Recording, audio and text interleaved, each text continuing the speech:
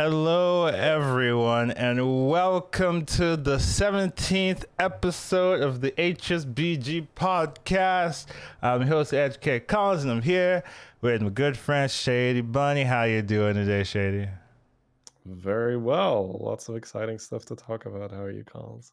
I'm in a panic state of mental distress because I was not prepared for this patch coming out immediately. I as I was doing the topics, with the time I had, I was like, are they intentionally trolling me?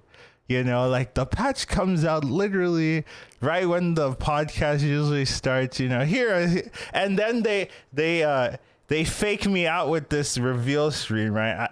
The topics are going to be all about the reveal stream. I was like, okay, I got little things, it's not that much to talk about. Okay, and, so I had my topics done. And then they're like, here's a massive amount of changes right now, live now. Yeah, let's go. And I'm just like, oh God. But got it done, fortunately. So there's definitely going to be a lot to talk about. It's going to be some fun discussions here. But let's get started. We always talk about the weekly overview.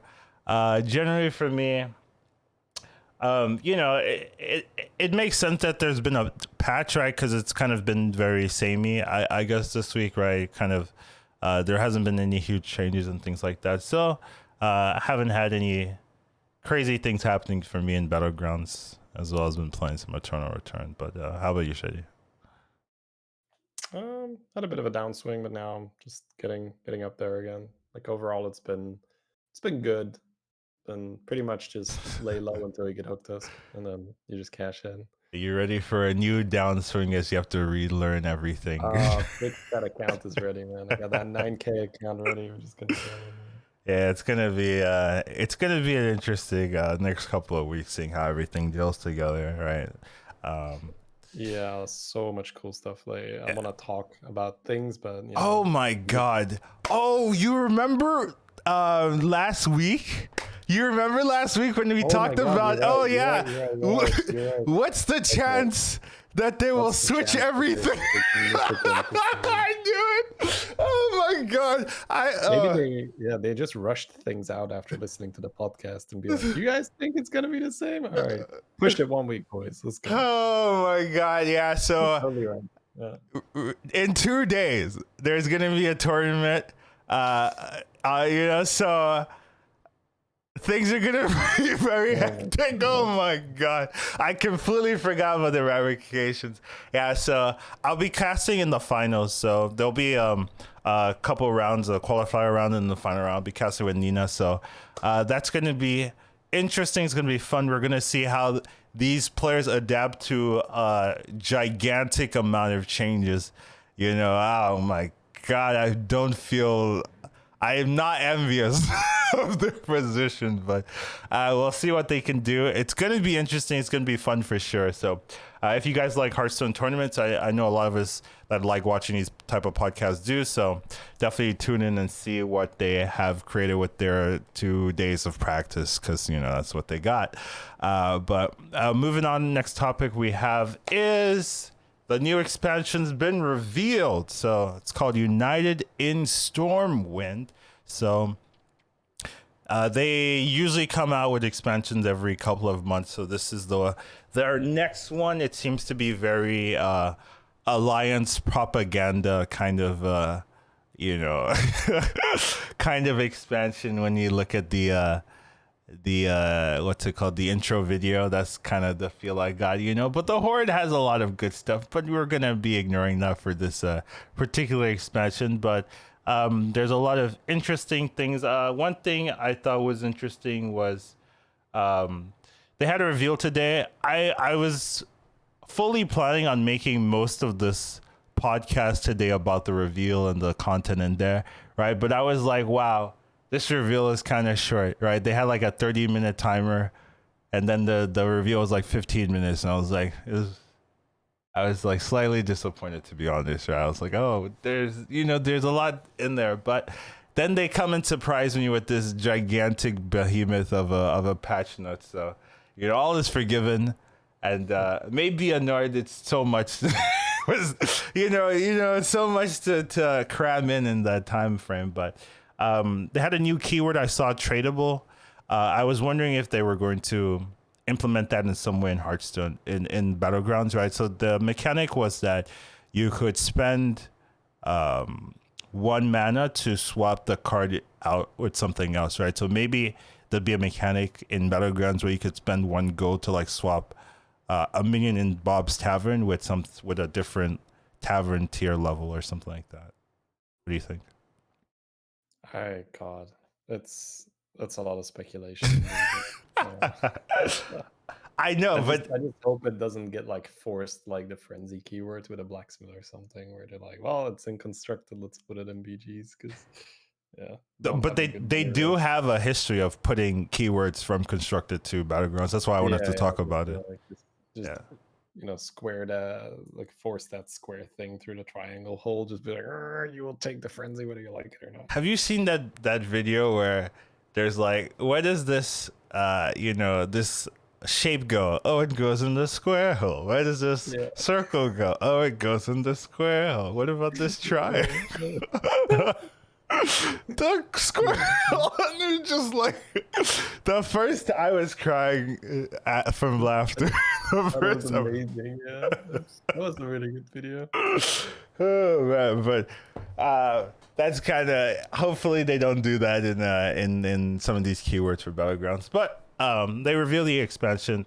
Hopefully we get some interesting Battlegrounds changes due to that, but we'll have to see, right? That goes into speculation. Since we have an actual patch to talk about, we don't have to speculate too much, but just want to mention. Yeah, next topic we've got are cosmetics are coming to Battlegrounds. I know you love cosmetics, Shady. That's all you talk about when you talk about, these are the changes I want to see. Where are, my Millhouse cosmetics? Where are my KT cosmetics? Where are my coin cosmetics? We got those. You were super excited for that. Let's go some more cosmetics, Shady. What do you think? Yeah, like just cosmetics, so your death rattles deal more damage and all that. Can't wait for that one. No, I mean, I think in this regard, there's nothing to complain about, right? Because either you like them and you get to buy them and it's great, or you don't, and then the game you play makes money off people that do like them. Either way, no harm done. So I think that's sort of a universal thing where, hey, that's great, right? The people that love buying them get to play with it, and you don't get affected by it. Yeah,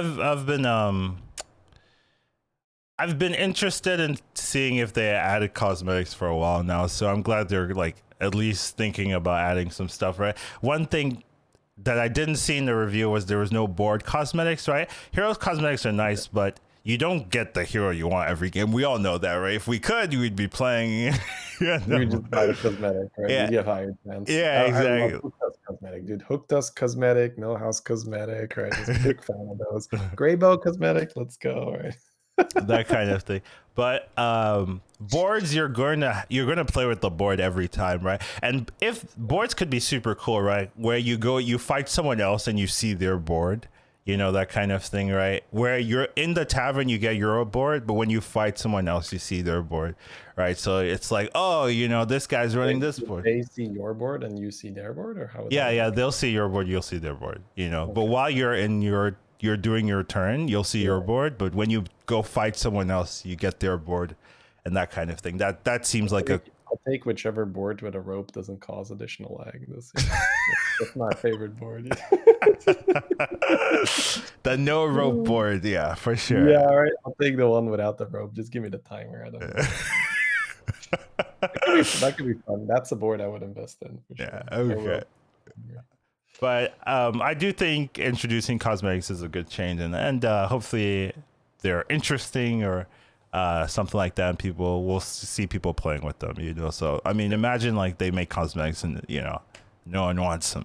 Feels bad, right? No, I mean, I will probably get a few. Depending Yeah, on I probably which would one. as well. Yeah, like some heroes I just love playing, right? So if it's a cool, like the KT one looks really cool. Yeah, it does. Unfortunately, KT is not like in an amazing spot, so we don't want to slam dunk a KT too often. And I do feel like a skin helps a little bit in pushing it towards wanting to play with that hero. So Sure. like I said, if they get a great hook dusk skin, hey, I'm down for that. Yeah, it's going to be interesting. Speaking of cosmetics, another cosmetic they've had is they're replacing Bob. And I say good riddance. Bob, get out of here. I'm done with you. You've screwed me for the last time. Ragnaros, welcome to the party. Hey, I hope you're going to be fair, unlike that Bob guy. He was rooting for everyone, I heard. I hope you're just rooting for me, Mr. Rag. So we're going to see how Rag performs, right? So this one is going to be a performance rating for me. If I run Rag and I start winning more games, well, back on the team. If I start getting the Bob treatment from Rag, then maybe we're going back to Bob a little bit. You have some leverage now, right? Yeah. Don't make me go back to Bob. I wonder, like this could be a great opportunity. I wonder if Rag will have favoritism towards elementals. Like when you buy one, like I like that one. When you buy an elemental, or when you buy Rag, you go like great choice. I don't know, something in those legs. It's like, better, right? That would be great. Like if they don't do that, I think it's some missed flavor. Although I don't know how easy it is, for them to make that work. But that would be amazing if Rag would have this favoritism towards elementals. If minion type equal elemental, voice line 1 or 2 or 3. If minion type equals token damage 1, I don't know. That's fine, whatever. Let's move on. Oh man, yeah, beautiful. But yeah, we'll be getting some new bartenders, some new hero skins. I want to see new board skins, please. That's when I would be like very, oh yeah, let's go. But I like that they're introducing this, right? It's been a year, maybe 2 years, right? So it's good to see some variety in some of these changes. Next thing we'll talk about is the minion type refresh. So I want to give a little overview, right? So this minion type refresh is they're going to be changing or adjusting or reworking some minions in all minion types. So this is, to be clear, not part of this update, which we're going to be talking about. Right. This is part of a future in, not decided yet date, but something they gave us a sneak peek to. Yeah, so they'll be swapping out minions that we already know with completely different minions that want to, fill a better representation of the fantasy of whatever minion type you're working with, right? So they've really only showed us some examples for pirates, right? They gave us 2, where we have Bootlegger and Nosy Looter, right? So they have pretty interesting abilities themselves, right? So Bootlegger, at the end of your turn, if you have another pirate, you add a gold coin in your hand. So this is more of like gold generation, right? You get gold coins every turn. It's kind of like the 3/3, right? But you don't have to activate the death rattle, and it happens every turn, and it's just a pirate, so you're running a pirate comp and then you get free gold every turn. And then Nosy Looter is like, it's a tier 6 minion, I'm assuming, and every 2 turns you add a random golden minion to your hand. That one seems a little like, may be busted depending on how this works, right? Yeah, it feels so meta dependent, where if it's like really fast paced, like you might not be able to get it off. Yeah. If you can get this to stick and not die, oh my god. And not die, right? That because she keeps herself alive after that with the 6-drop you get, right, from the golden copy. You get a golden minion, and then the golden minion, I'm assuming, gives you the discover. Should. Yeah, right. That's and you're gonna get a 6, right? Because you're gonna be on 6. So you get a golden minion plus a 6-drop, like every 2 turns. Like, I don't know. Like that's problems. I don't know.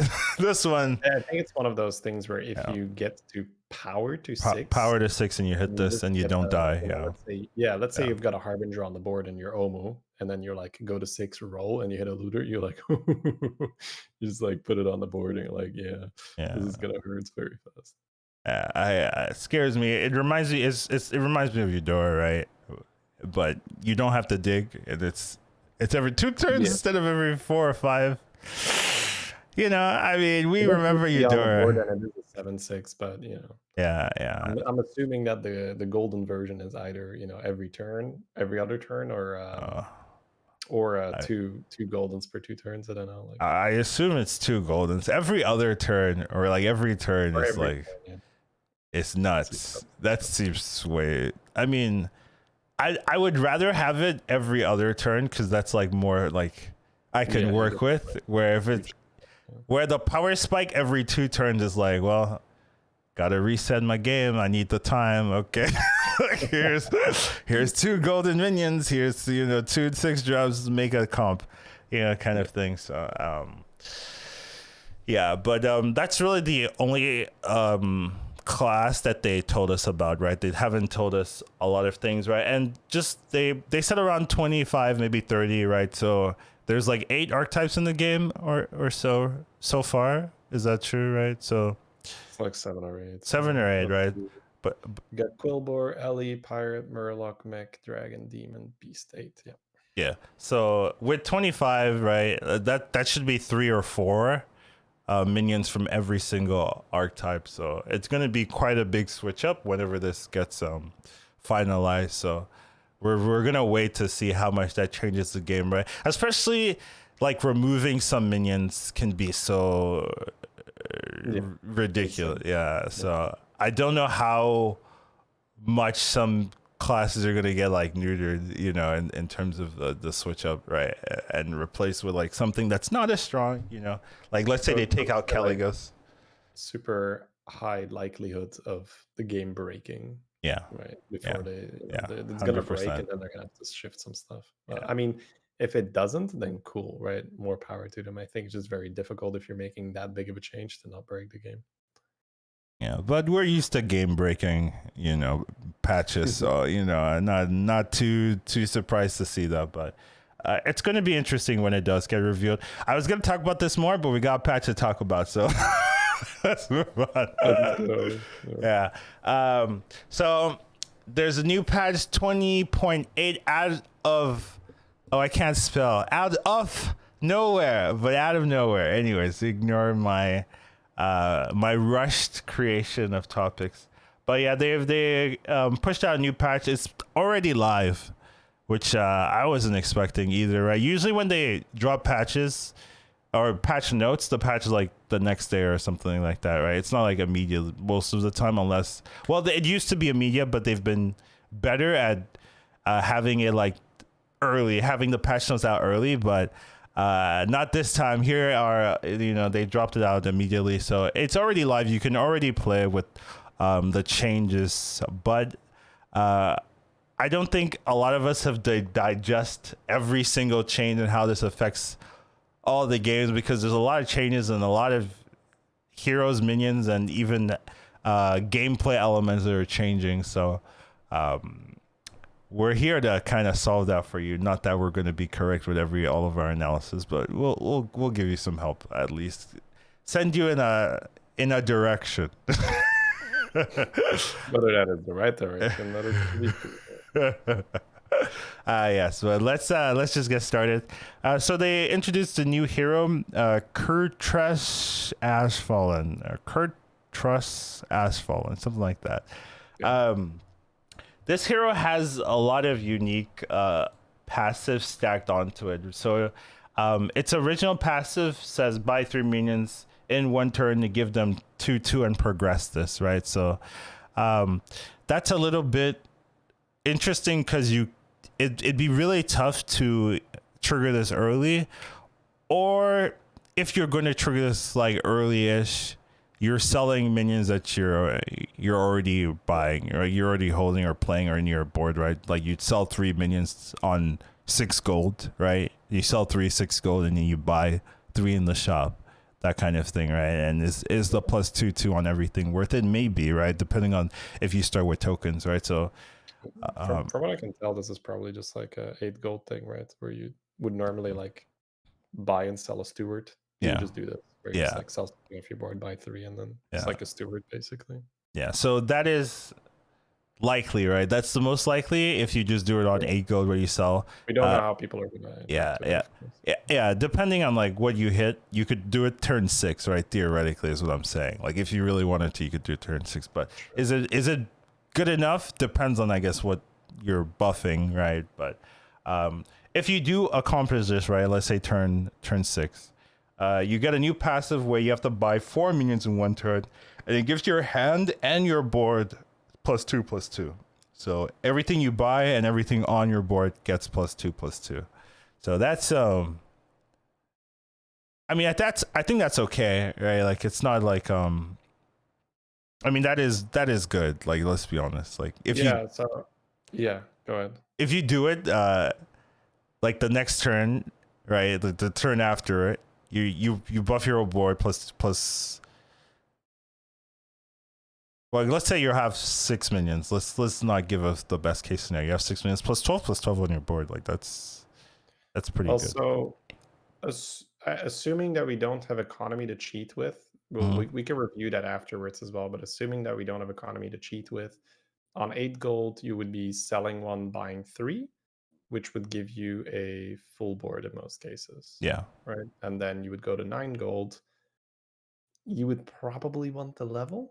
Yeah, so that's the decision. Thing. So would you pop immediately? I think most of the time you'd level on 9 gold and then pop next turn. 10 gold you would pop off because it'd be a little easier to set up. You could even do something like on 9 gold you level and you just roll and you freeze a good shop or something. And you're just like, oh yeah, 2 shields, I'm gonna go off on this shop. Yeah, but you see, if you don't level, you pop off. And then you pop off again, right? Like then you get the last trigger as well the turn afterwards, right? You have to buy 5 minions in 1 turn, so you're just buying everything, buying and selling, right? So you'd stay on 3, but your board would be huge. It's worth it. That's the question. We haven't played the hero, so I don't know if it's worth it. Of course, but it's always fun, that we throw out some predictions, right, and then we can be wrong about it, but. This hero to me feels like, so the second stage is called Gain Momentum, and I think that's exactly what it is, right? The one that says buy 4 minions in a turn to give your hand and your board +2, because that's essentially a blacksmith proc. That was pretty damn good, right? With blacksmith proc, you were pretty likely to win the fight. So you get a blacksmith proc for your hand and your board, and I think that's where it goes, where that's where this guy just takes off, and you just go super high tempo, and then from there on you either like you go hard on tier 4 or you just level straight to 6 and do shenanigans over there. I don't think you are gonna be like super big on the buy 5 minions to give everything +2/+2, because that's like 1 Nomi proc on the tavern. And yeah, that's good if you get it early, but to really it's 2 Nomi procs. Yeah, let's be honest. Yeah, okay, yeah, whatever. But you see my point. Where it's not like, example Exodia. The thing has +2/+2 now. Right? It's just like, yeah, okay, because it doesn't stack, right? It's and you're not going to get it like insanely early. But I think the second one is the good one, where that's where you go like, oof, big power spike to my board, and now I just push to 6, or I have a lead and I can just play taunt comp on 4. Yeah, it really depends how people end up using this, right? Either you could stay on 3 and get trigger all of the passives like on 3 and like hope you have something, right? Like let's say like I guess mechs and dragons, and you just see a bunch of divine shields or something, and you're like, well, let's just trigger on the divine shields. Maybe people will do that, but I think it's likely that people just play it normally. They spike, they do this first spike on 6, and then they'll level, and then they'll do the next spike the turn after, and then the last spike they'll do whenever they want. I don't think it matters. Just make sure, but you do have to. You can't level to 5 right when you spike, right? So you're probably staying on 4 to spike, right? Most likely you're just staying on 4 to spike, and then maybe do something with 4, or use the spike to level to 5 and then level to 6 or whatever they want. So I don't know. This is a new hero. It's hard to actually see how people are gonna play with it, right? So I like that, right? I can't immediately tell what people are gonna do with this one, but it's gonna be interesting. Any final thoughts on it? Yeah, like I said, I think it's the second one that's the cool one. So I'm looking forward to playing with him and testing it out for sure. Oh, in terms of stacking, I would say that they would stack, right? In terms of like, Yeah. So I guess what I just mean is that the you could get theoretically +6/+6, right, on yeah, the original minion. yeah. I just mean like rushing that by buying and sell it, because you have to sell so much to do 5 in a turn. Yeah, Like, 15 gold, right? Yeah. you're gonna have to sell buffed minions in order Yeah. to accomplish Yeah. that early Yeah. if you're not doing some money pirate shenanigans. So that's what I mean with I think the second one's the important one, and then the last one might just trigger on accident at some point. But it feels like that's not the one that I would be hunting for. Right. It feels like the second one is the one I want to push for, and the last one's not necessarily the one I want to hunt for. I like the third one. I personally like the third one. I think just getting Okay. 2/2 on everything gives you some safety. If you can trigger it early, it's pretty strong. But the question is, how early can you trigger it without like throwing your game plan down the gutter? Right. And I think if you're doing tier 4 comp, you could do it early, really early, maybe mechs or something. We can watch maybe some meme compilations where someone gets like money pirate, money pirate, money pirate, money Yeah, pirate. They just go like ding, ding, ding, ding, ding, I ding, ding. don't want to see that. And you get like Salamentals and Titan tiers. And Yeah, when pirates are in, this is the play. Yeah, I agree. you're gonna have some crazy moments, but on average, you're not gonna get it super early. But overall, I like the hero. I think it's a good addition to the game. Yeah, something I want to play with for sure. Yeah. Is it a good addition in that it's broken? Time will tell, But right now, I like these kind of things. Next topic we'll be talking about is the new minion that's being added in Archdruid Hamuul. It's a new tier 6 minion battlecry. Refresh Bob's Taverns with minions of your most common type. What's your thoughts on that, Shady? I think if you're just rolling on 6, this is just one of those guys that you're like, ooh, let me just try, right? Like, imagine you have 2 rags on the board, you're like, ooh, let's go, right? Or you have murlocs or just anything, you have dragons. Imagine just getting double Murazond, when you're running Cali. So this feels like one of those really nice to just pick up as you are rolling on 6, but I'm not sure if this is the guy you want to take when you're tripling into a 6 early. Yeah, it feels like that's more like the risky pick when you triple and play him. Yeah, so this kind of feels like it messes up like the 6-drop pool when you're discovering, but it's good afterwards when you're already on 6 and you're like looking for more synergies to your specific comp, right? So let's say you're playing dragons or whatever, right? You can hit more Caligos or whatever else. So you're playing Murlocs, right? Murlocs, dragons makes sense. I just thought of something, man. I have 2 Hoggers on my board, and I see Hoggers. Hoggers makes sense. Every pirate gets bought for free, and any additional is just, oh my god, yes, I will hardcore Hogger now.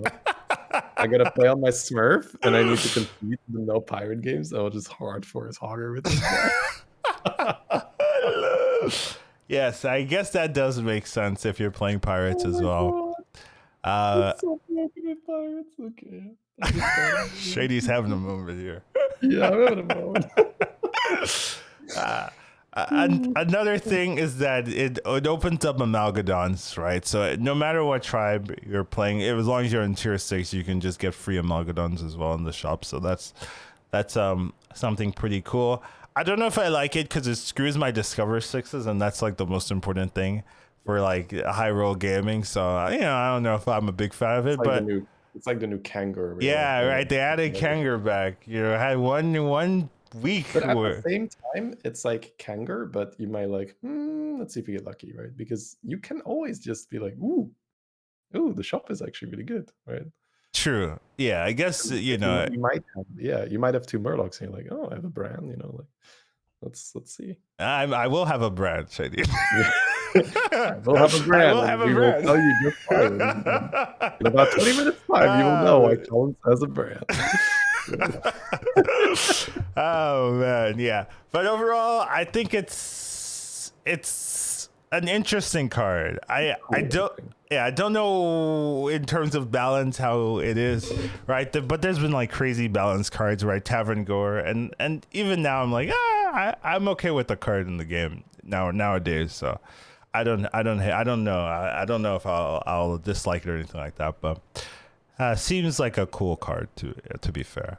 Next topic we'll be talking about is returning heroes. So they have changed a number of heroes that we know, and they've added a new twist. We'll see if we like all these twists they've added or if we hate them all. But another thing I didn't put in the topics, Lich King is back.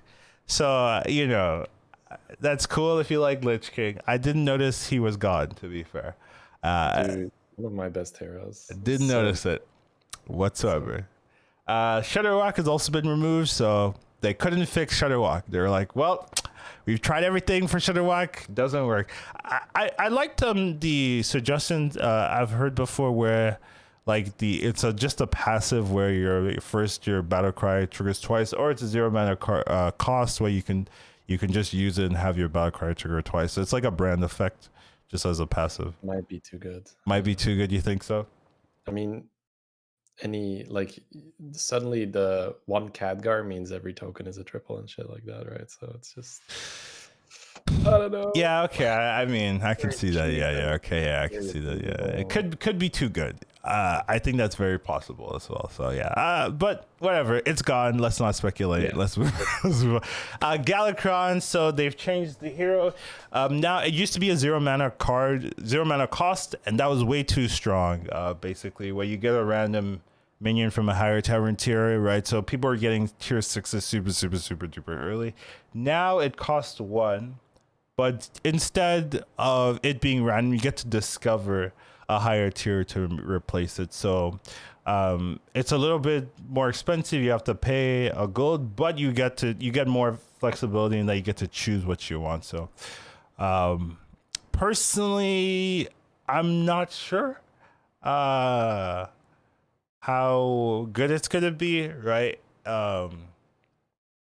Galakrond was before my time, so yeah, I haven't thought about exactly how you would utilize it, right? You could go slow curve and just but the fact that it's not random means that maybe you don't want to slow it, right? You just want to maybe kind of do it like a Guff or something, right? Go maybe Guff curve and just like turn 5 hero power, get a 3-drop of your choosing, and then like just maybe level hero power or something, and then next turn hero power that thing again, or something like that. I don't know how the curve will change. I know the curve will change and people will try to get early ranges, but you do want to level, right? If you can get to like Tavern 5 and just roll into a 5 in hero power and get a 6, like it's basically you get a golden minion discover, right? Yeah, whenever you want. So right, getting a golden discover for a 4 is okay sometimes, right? 5 is really good if you can hit those key ones, right? And if you're on Tavern 6, right, getting a discover, like we'll find a way to make it strong. Yeah, the discovery makes it really good. Yeah, I think people will find a way to make it strong. I do agree. So I don't think it's going to be a bad hero, and just being able to discover something of your choosing, right, gives a lot more like reliability, where originally where it was before, you were really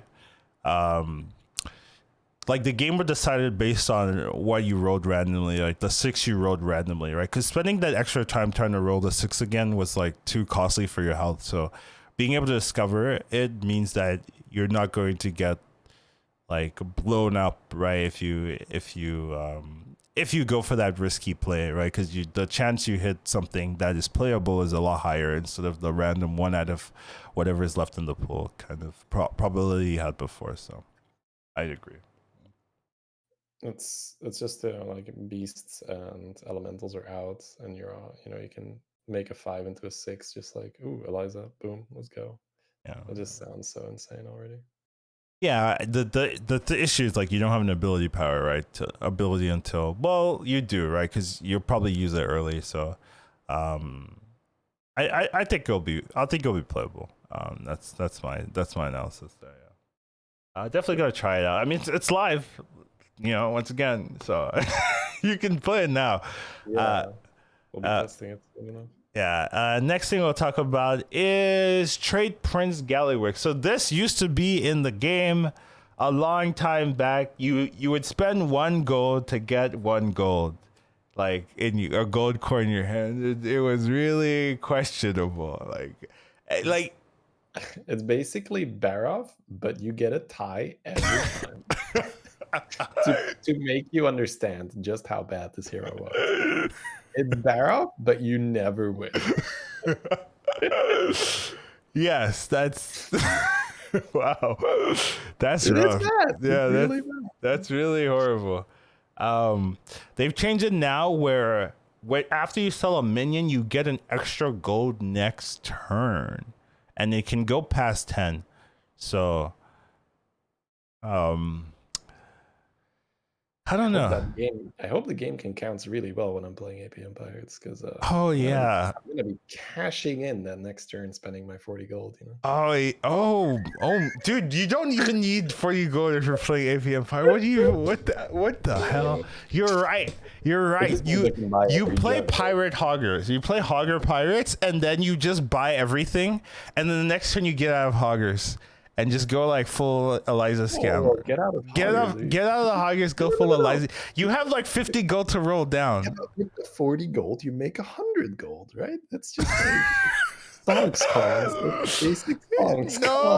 No. Get out of Hoggers, go full Eliza scam, go full Caligos, 6 golden Caligos scam, like you have infinite gold at that point, right? Like if you're playing double Hogger with 40 I don't know gold. if there's a limit on this thing, right? But if it works the way I think it does, if you get to a point where you have Hoggers, that should be extreme. You're going to create the limit, Shady. Like you're going to be playing this, and then you're going to be, and then Blizzard's gonna watch your games and be like, you know what? He doesn't need 120 gold, huh? Okay, limit 99. Like what? Like, that's what's gonna happen, Or someone's gonna be like playing in practice, and then they're just gonna like, and they'll break the server or something like that.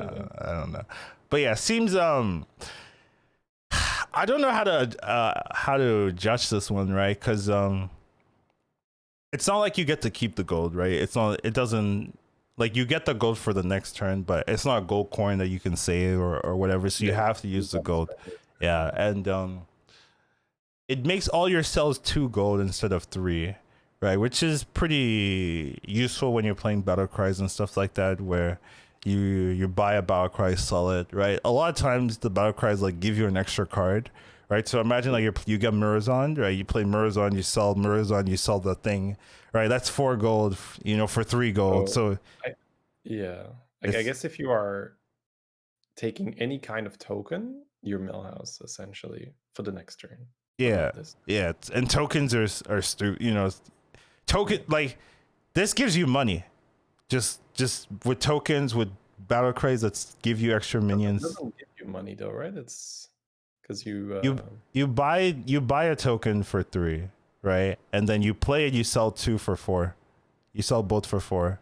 Oh, right, because every token body is 1. Yeah. You're totally right. Yeah. So you print 1 gold per token. Yeah, and that is cool. That's crazy. Like and with Murazon, that's what I'm saying. Like you have Brann Murazon.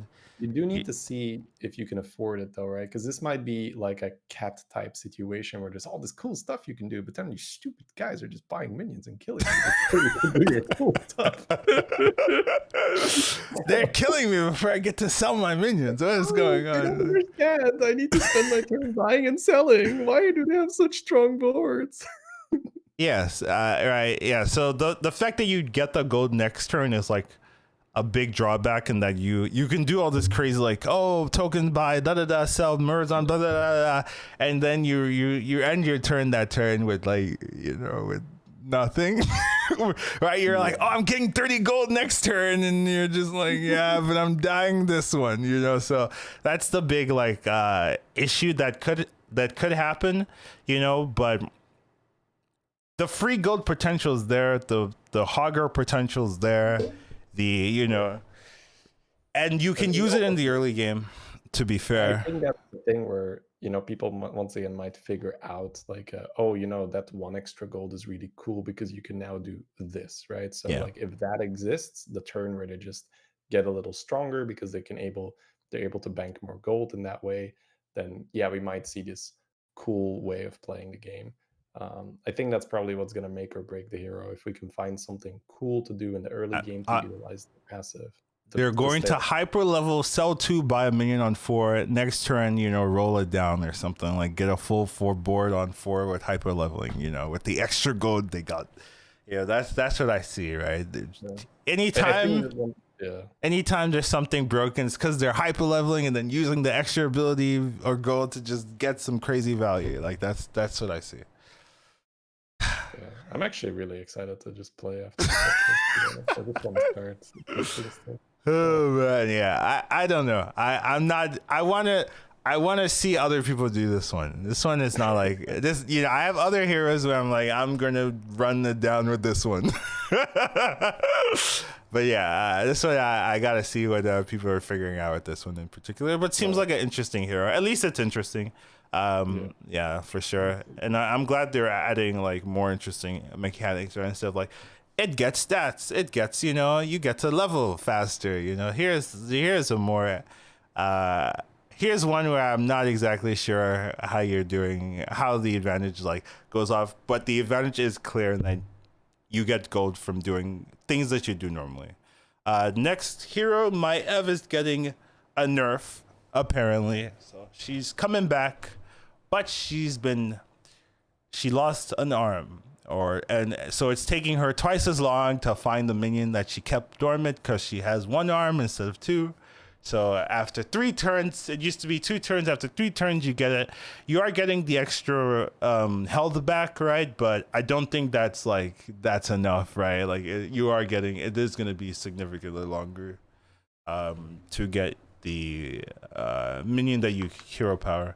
I don't think people are going to change what they're doing with Maiev, right? I just think the likelihood that they get a 6 drop now is now a lot higher, right? Because you're like, well, triple, okay, I'll just get the 6 instead of a 5, that kind of thing.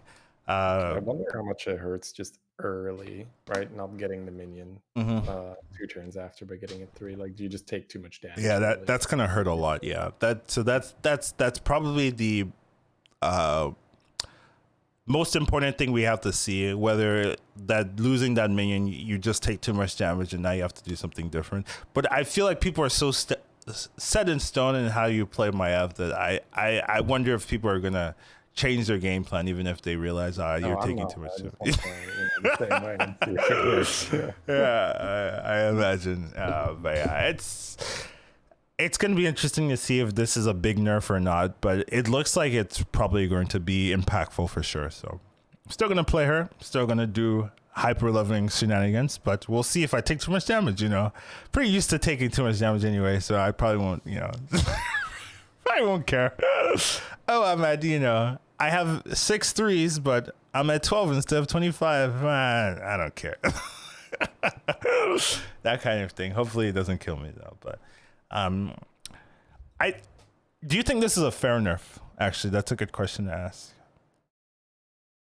I mean, fair in terms of letting Janice and Hooktusk run around like crazy without doing anything about them. Maybe so not. It's not fair because she is the scapegoat, right? Is what you're saying. Yeah, because everyone's like, "Oh, Maiev is the reason I lost 500 elo last week," and it's just like, yeah, I don't know about that. I think that's fair. She was exceptionally strong, so yeah. I think it's fine to try this at least. Like throw it out the wall, see if it sticks, right? Yeah. This is fine. I think this is fine to give it a go. See what happens. Yeah, she won't be Illidan or Flurgle Fungalmancer. Let me tell you. Most likely, but yeah, we'll have to see. I still think it would played. Just people will be getting 6s with this most likely, and we'll see if you take too much damage early to really continue this game plan. But I think people will still do it regardless of how it is, because they're so used to just getting a high terminus. Honestly, in some taverns, this might actually be a blessing. Where I've had so many boards. I know. I need the 3s here. I can't pin yet because I'm gonna get it too early. So on those board states, you're just like, That's oh, what this is annoys great. me. That's what annoys me, right? This might actually be a buff for some players. Yeah, because I loved rolling a ton on tier 1, and having to freeze early just really doesn't allow you to roll for more triples. So yeah, well, we'll see. A cool way of interpreting it, Collins. Buffing Maiev for the really hyper levelers. I know. That's, oh my god, dude. I just don't want that. Like, where it's like, you just hero power whatever and you get a 6-drop every time. Like, it's easy. I don't have to wait, right, to get a 6 or anything. I just like hero power this 6 drops. Hero power here 6 drops. How funny would it be if this actually makes the win rate higher? I know. It makes like the average person better at Maiev because now they're taking 6 drops instead of 5s. I know. Disaster, dude. I hope this. Oh my god. Anyways, Maiev, problem child, but we'll see how it turns out though. Next hero we are talking about is Edwin VanCleef.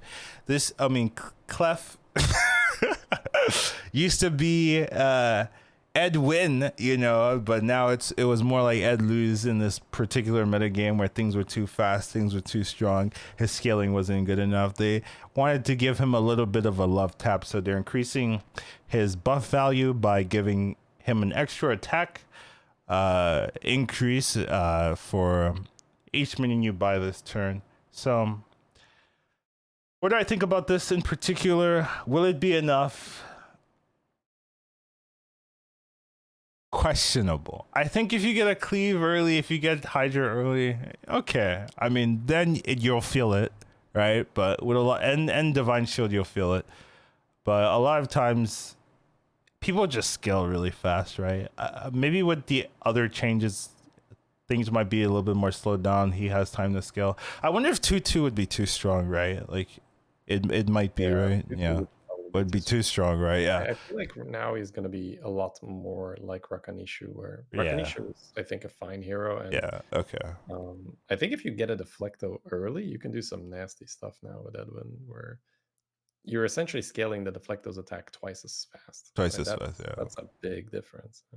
Yeah, so... Because for Deflecto, you don't really care about the health too much. You just want to make it huge attack. Yeah, Deflecto Hydra, I think that's going to be really key and what you're going to be looking for here. So I have hope, right? Like, it's weird, right? Because Edwin was a hero that didn't change at all, but got weaker as time progressed, right? When it came out, it was, power creeped, yeah. So I'm wondering if it might be strong for a while and then get power creeped again, So, but we'll have to see. But I'm hopeful that it might be playable again, right? Because I used to really like this hero, but it just gets outscaled. But hopefully with the extra attack buff, you can do things with Divine Shield and Cleave, and it pays off, or it scales relatively well now. But I can't tell immediately just by looking at the hero power if the extra attack will be good, but it should be fruitful for some minions. So hopeful, fingers crossed, I guess. Next hero we're talking about is Dinotamer. We're at Dinotamer Brann now. This one's interesting. It's a passive. After you buy 5 Battlecry minions, add a brand to your hand once per game. Unfortunately, that's where they went wrong. It should be stackable. That's my advice, right? When I read this, I think the most egregious thing about it is that you don't even have to play them. You can literally just buy jugs and know that you're getting the brand. Yes. And you can just hold the jugs in your hand, and it's just like, God, you can't do that. You Feels can't give good. people the guarantee. This is a great hero. But I love it. Like, this is a game where you continuously have to hedge your bets and this and that. If you know you're getting the brand, I feel like it breaks the game, man. Let's go. Knowing that you're getting the brand. Just think about like tokens and stuff. Feels good. What if you have like 2 tokens? You have a triple. You know you're getting the brand, right? You are getting the triple guaranteed, right? You just need to hold the token. So I'm gonna be playing this hero. Everyone's gonna be playing this. I'm gonna see how it works on this, see how it feels. But let me stop memeing. Just generally, I think this will be used. Like people will play this. Like Brann has been one of the more popular directional cards in the game since it's been out. Just because doubling your battle cries, there's a lot of effects that really work really well with this, and just there have been some games, right, where I'm like, if I had a brand, if only I had a brand, this would work. If only I had, I have everything else. I just need a brand. Oh, my Murlocs are good. I just need a brand, right? This might really help Murlocs as well. Just like, you don't have to level to 5 at, just stay on 4, get the lookout on 4 and just go from there. Only get the 5 if you really need to. So this might give Murlocs a lot more play just because I don't need to get the brand on 5. I can just stay on 4 and then just do Murloc stuff and things like that. But even regardless, like Menageries as well, right? Demon Battle Master stuff. Just you level to 5 and get the Battle Master. Like okay. I think the problem, like we don't know if it's like gonna be busted. Like my instincts me like it's gonna be disgustingly overpowered, right? But maybe I'm wrong. But I guess the main problem I would have with this is that you do not have to be on tier 4.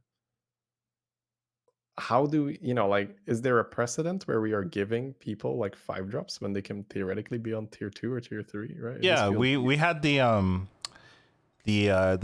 3 the Shaper, yeah, and we would get 4 Reapers on tier, on turn 4.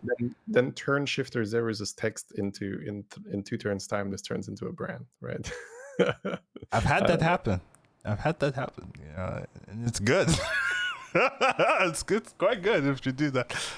So yeah, I don't know. Like it could be bad, right? But I also think it's pretty easy. Like the Blizzard adjustment is already in the card. They'll just change the number of battle cry minis you have to buy, right? Like that seems pretty obvious. And change them to having to play the battle cries, so you don't get the benefit. That's what you'd rather them change it to. You have to play the battle cry so that you don't get the benefit. I think you can change it to you have to play 5 and then just go up from there. I don't think it should ever be buy, because just imagine like just buying double Jugg.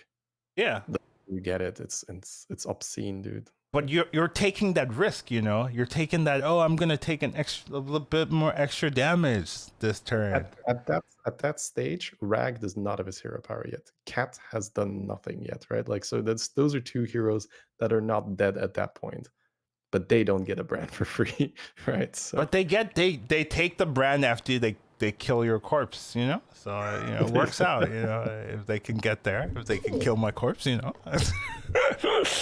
So it evens out. I do agree.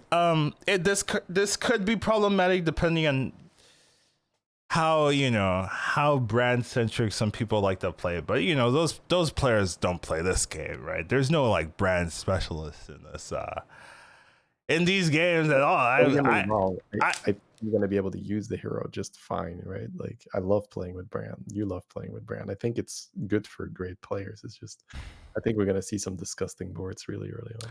I mean, we've seen a lot of disgusting boards in this game, right? To be fair, right? Add a little bit more. Like, you know how Saf plays, right? Now imagine the man seeing a Khadgar and a cat in the shop when he's playing this hero.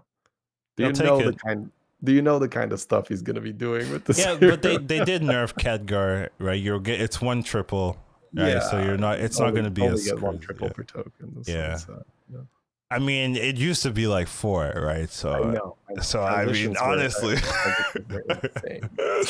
yeah. If Khadgar was still the same, I would have a big problem with this card. To be fair, I mean, with this hero. To be fair, so yeah. All right. Anyways, yeah.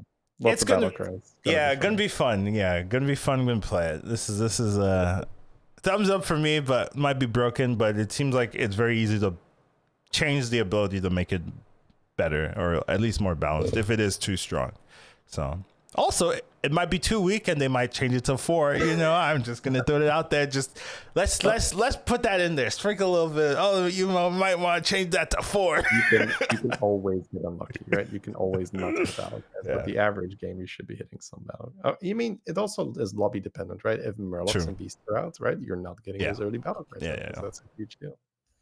Murlocs in general out is just a big nerf for this guy. Yeah, I think Murlocs do really well, right? With just a free brand with Murlocs, like that's actually like relatively strong. So I do think Murlocs might see a lot of play with this hero in particular, but it's good, right? Because I kind of feel like it's been tough to get archetype dependent heroes that do really well with their archetypes, right? Like the only one that really kind of like the Murloc one is okay, and I think Florgo's kind of been struggling.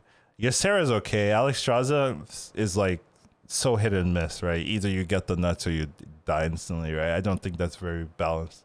So it's been tough, right? The Quobor one doesn't care about words really a lot of the time, right? It's like an extra ability. It's just +2/+2 for whatever you want. So I'd like to see more heroes that can really like take an archetype and like run with it. And this one seems like, I mean, you'll probably just play Menagerie a lot of the time, but you can also just, it helps Murlocs a lot where some others don't do that. Anyways, we talked about this a lot. Let's move on. Anyways, brand, cool, interesting.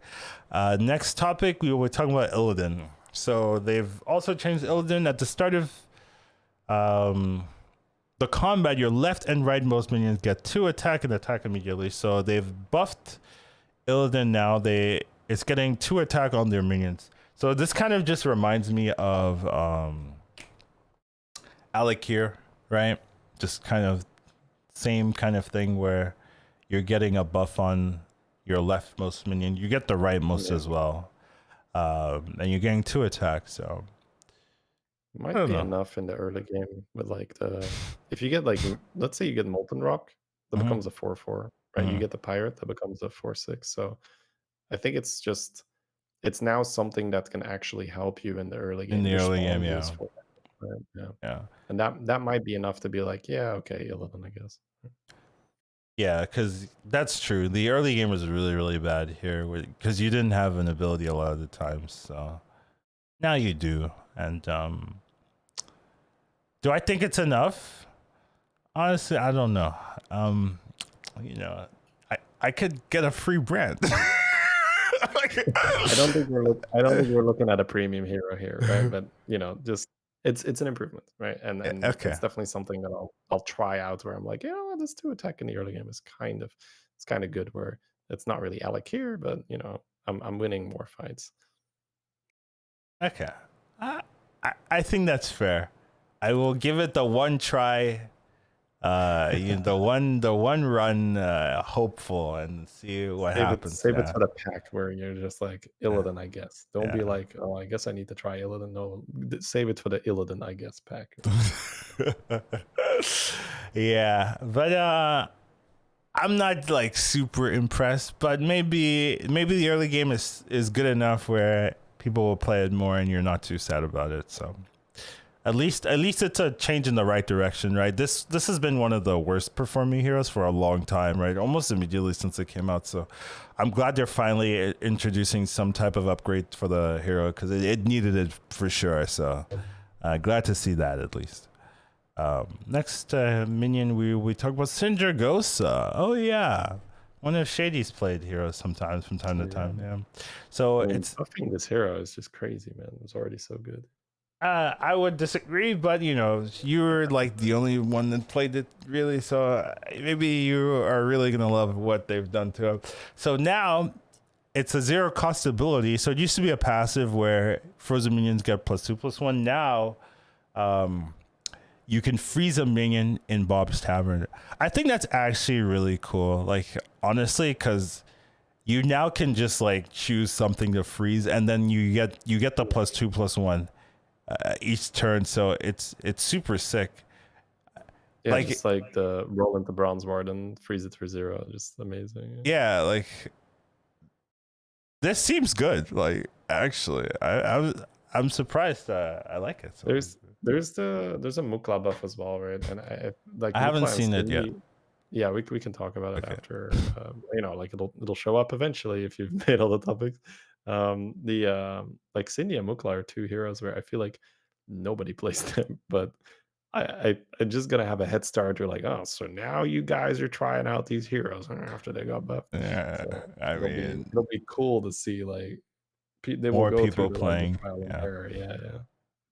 Yeah, but I think this is pretty useful, right? Because every turn you can get the 2/1 buff, like minimum, right? You can always freeze something in the shop if you want it. So that's pretty cool. Like every turn you get a 2/1 buff, like, and being able to target a freeze is also pretty nice as well, right? Sometimes you're like, oh, I rolled into the one thing I like, and then you have to freeze everything. It's like, I hate the rest of the shop. And here you just freeze that one thing you like, and you're good to go. So This is an insane buff to this hero for sure. Yeah. This is a really it's a really good buff. Like I don't know if it's too.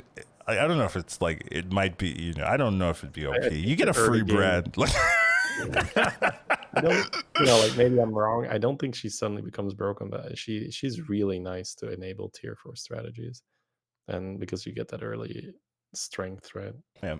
But I like the direction here. That's what I liked. That's what I want to. Yeah. Overall, like super cool things with the patch. Might break a thing or two, but or 3. You can't make changes without risking. Yeah, without a little hot fix the day after or same day hot fix.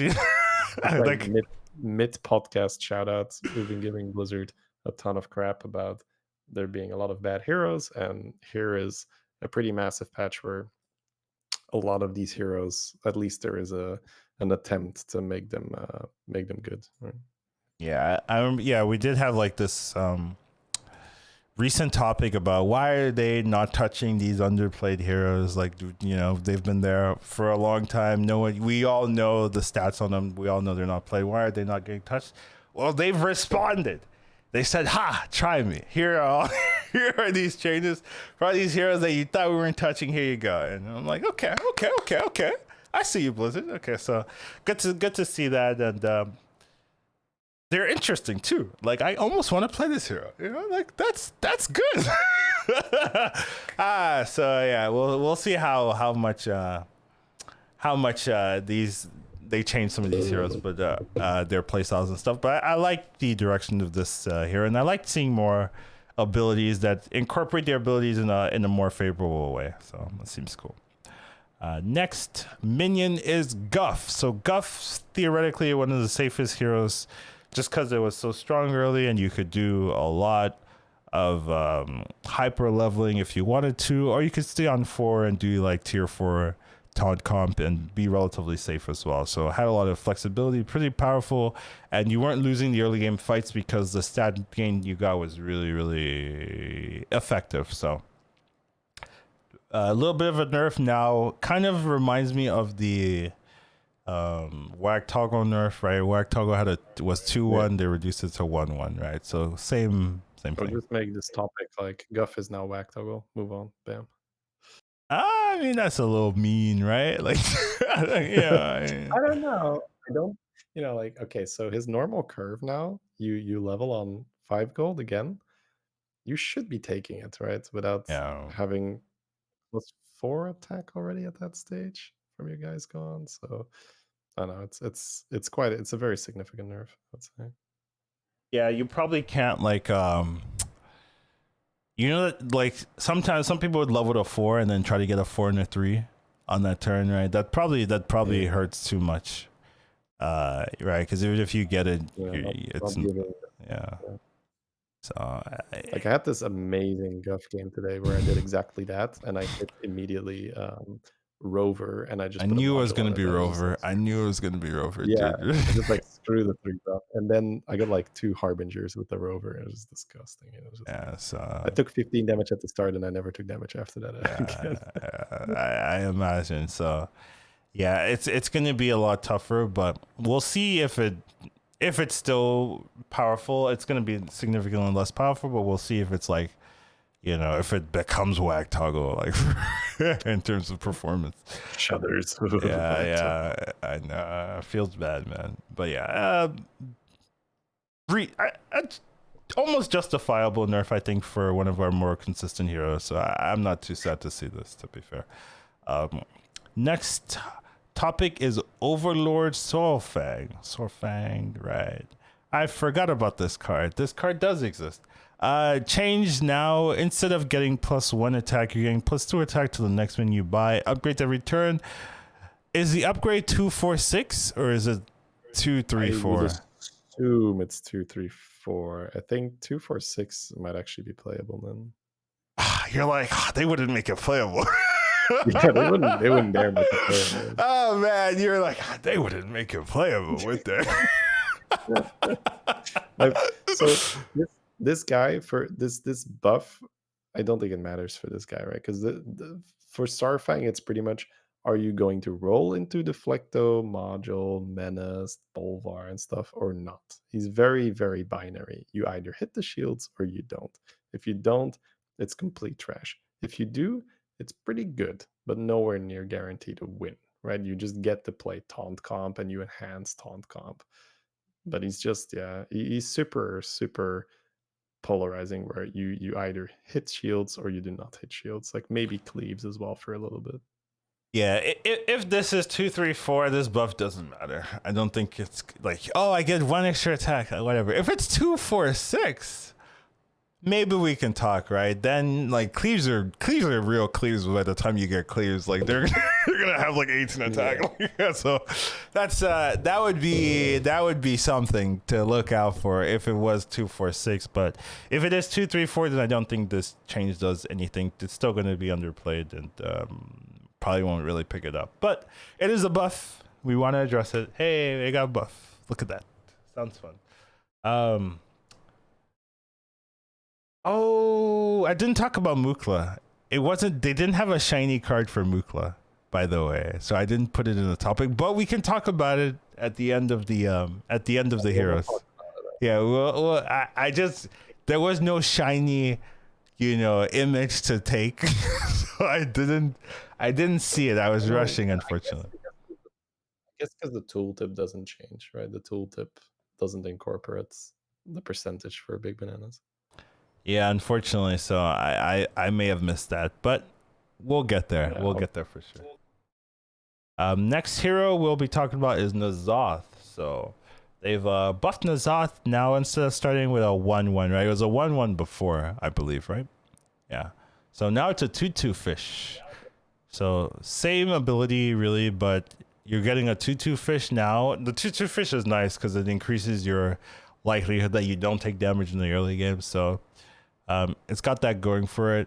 Once again, I still think this is one most likely a beast hero but now with the Khadgar change, or Khadgar, the mech change, maybe you could do like bomb comp as well, right? Imagine going like Golden Bomb, Khadgar, and then this comes as well. So maybe that's another archetype you can look for with this hero. So with the extra early game safety, you could maybe do something, right? So if maybe mechs and beasts are in, I might try this and see if there's something there for it. But other than that, I like that it's making this hero safer, because like a 1/1, like the big issue is that this 1/1 doesn't scale, right? Imagine if it's scaled with like your tavern level or something, or like it could like it has an ability that like if you level up, gain +1/+1 or something like that. You want it to die though, right? So I don't know if you. Yeah, but I mean it's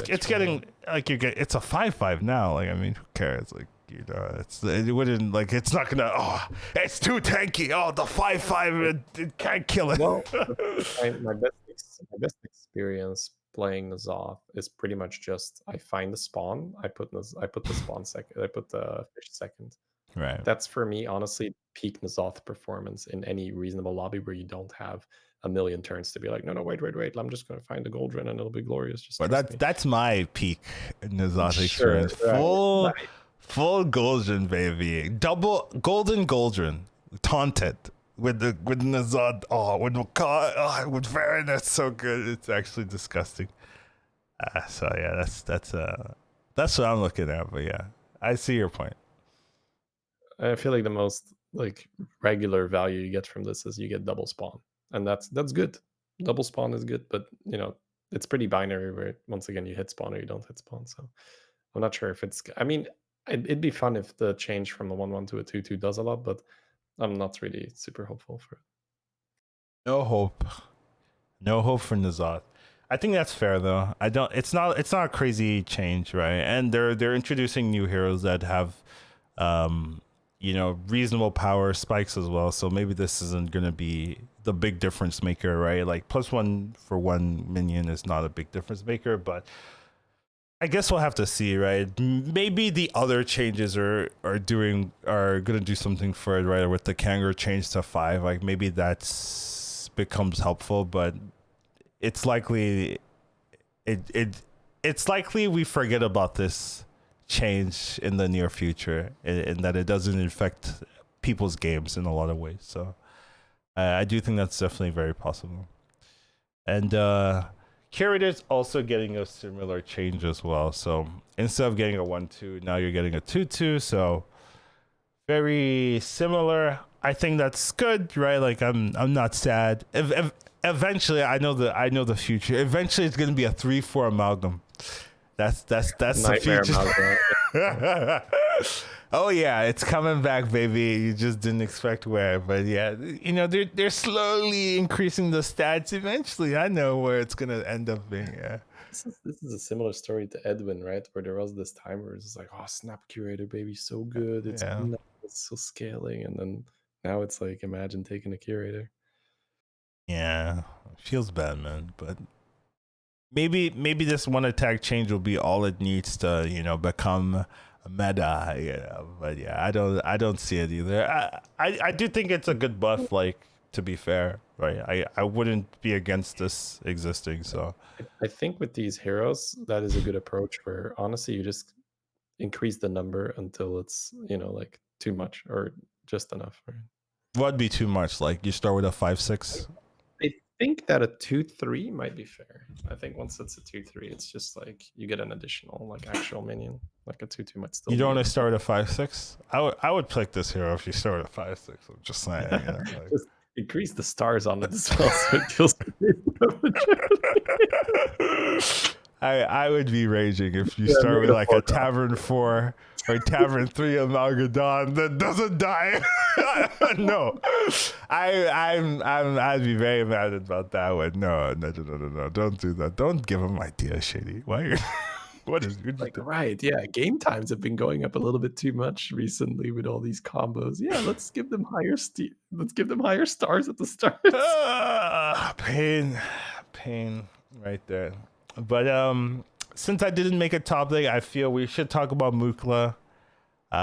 Here at the end of the hero changes. So Mukla is getting a big banana increased rate up to 50%. So it used to be 33%, which I didn't know that. You remember when they made the change before? They said it increased significantly, but they didn't tell us the percentage. I'm sure if you like play tested it and just did like 100 banana hero powers, you'd be like, oh, it's 33%. But I didn't do that. But apparently now they're telling us. Because I play them all the time. You knew it was 33? Okay. Yeah, just from people telling me. Like I play Mukla all the time, and it felt 1 and 3 as well. Fair enough. Well, now it's going up to 1 and 2. So pretty much every time you get 2 bananas, right? So keep that in mind, right? And your opponents all get 1, but they never get a big banana, fortunately for us. So on average, you now get +3/+3 per turn. Yeah, so +2 +2.5 or whatever it was. That seems okay. Like I've been a decent fan of Mukla in general. Really? Just yeah. Huh? Yeah. You didn't know that? I played Mukla before it was cool. But yeah, you just get bananas and you stack those divine shields, or you just stack your early game minion and then eventually you put it on divine shield. So this should help Mukla. I don't think Mukla was in like a horrible spot, to be fair, but I like this change. Like, it's not a change that's gonna make Mukla OP like at all, right? So I think this is just like, oh, here have a little bit more variance in your favor. Seems good to me. So I like this change here. For me, Mukla was already hyper consistent, so I think it's just something where the vast majority of the player base I think either. I think it's more hyper consistent due to your playstyle and not to Mukla itself. To be Yes, fair, but yeah. I mean, I think that is how Mukla is supposed to be played, the way how I play, right? Yes, but I think everyone is not going to play how you play, Shitty. Exactly, which is how you get these things where things are stronger than they're supposed to be because the stats show that the hero is bad, but then the hero is actually good if you play him in the proper way. So yeah, it'll be interesting. I'll definitely be snapping Mukla with Mex in. Seems good. But yes, I wanted to address Mukla since we did not do that. I know when I'm doing the timestamps, I'm going to forget that we did this. Oh yeah. All right. Next topic. We've got some minion updates. So a lot of minions are getting a little bit of a rework in some capacity, and I'm generally kind of happy about that. I think minions don't get touched enough in general. You know, they need a little bit of loving. So happy to see a lot of these are getting a little bit of adjustment, and it's usually in a positive direction. So they're taking some of the maybe less played or less consistent stuff and giving it a buff.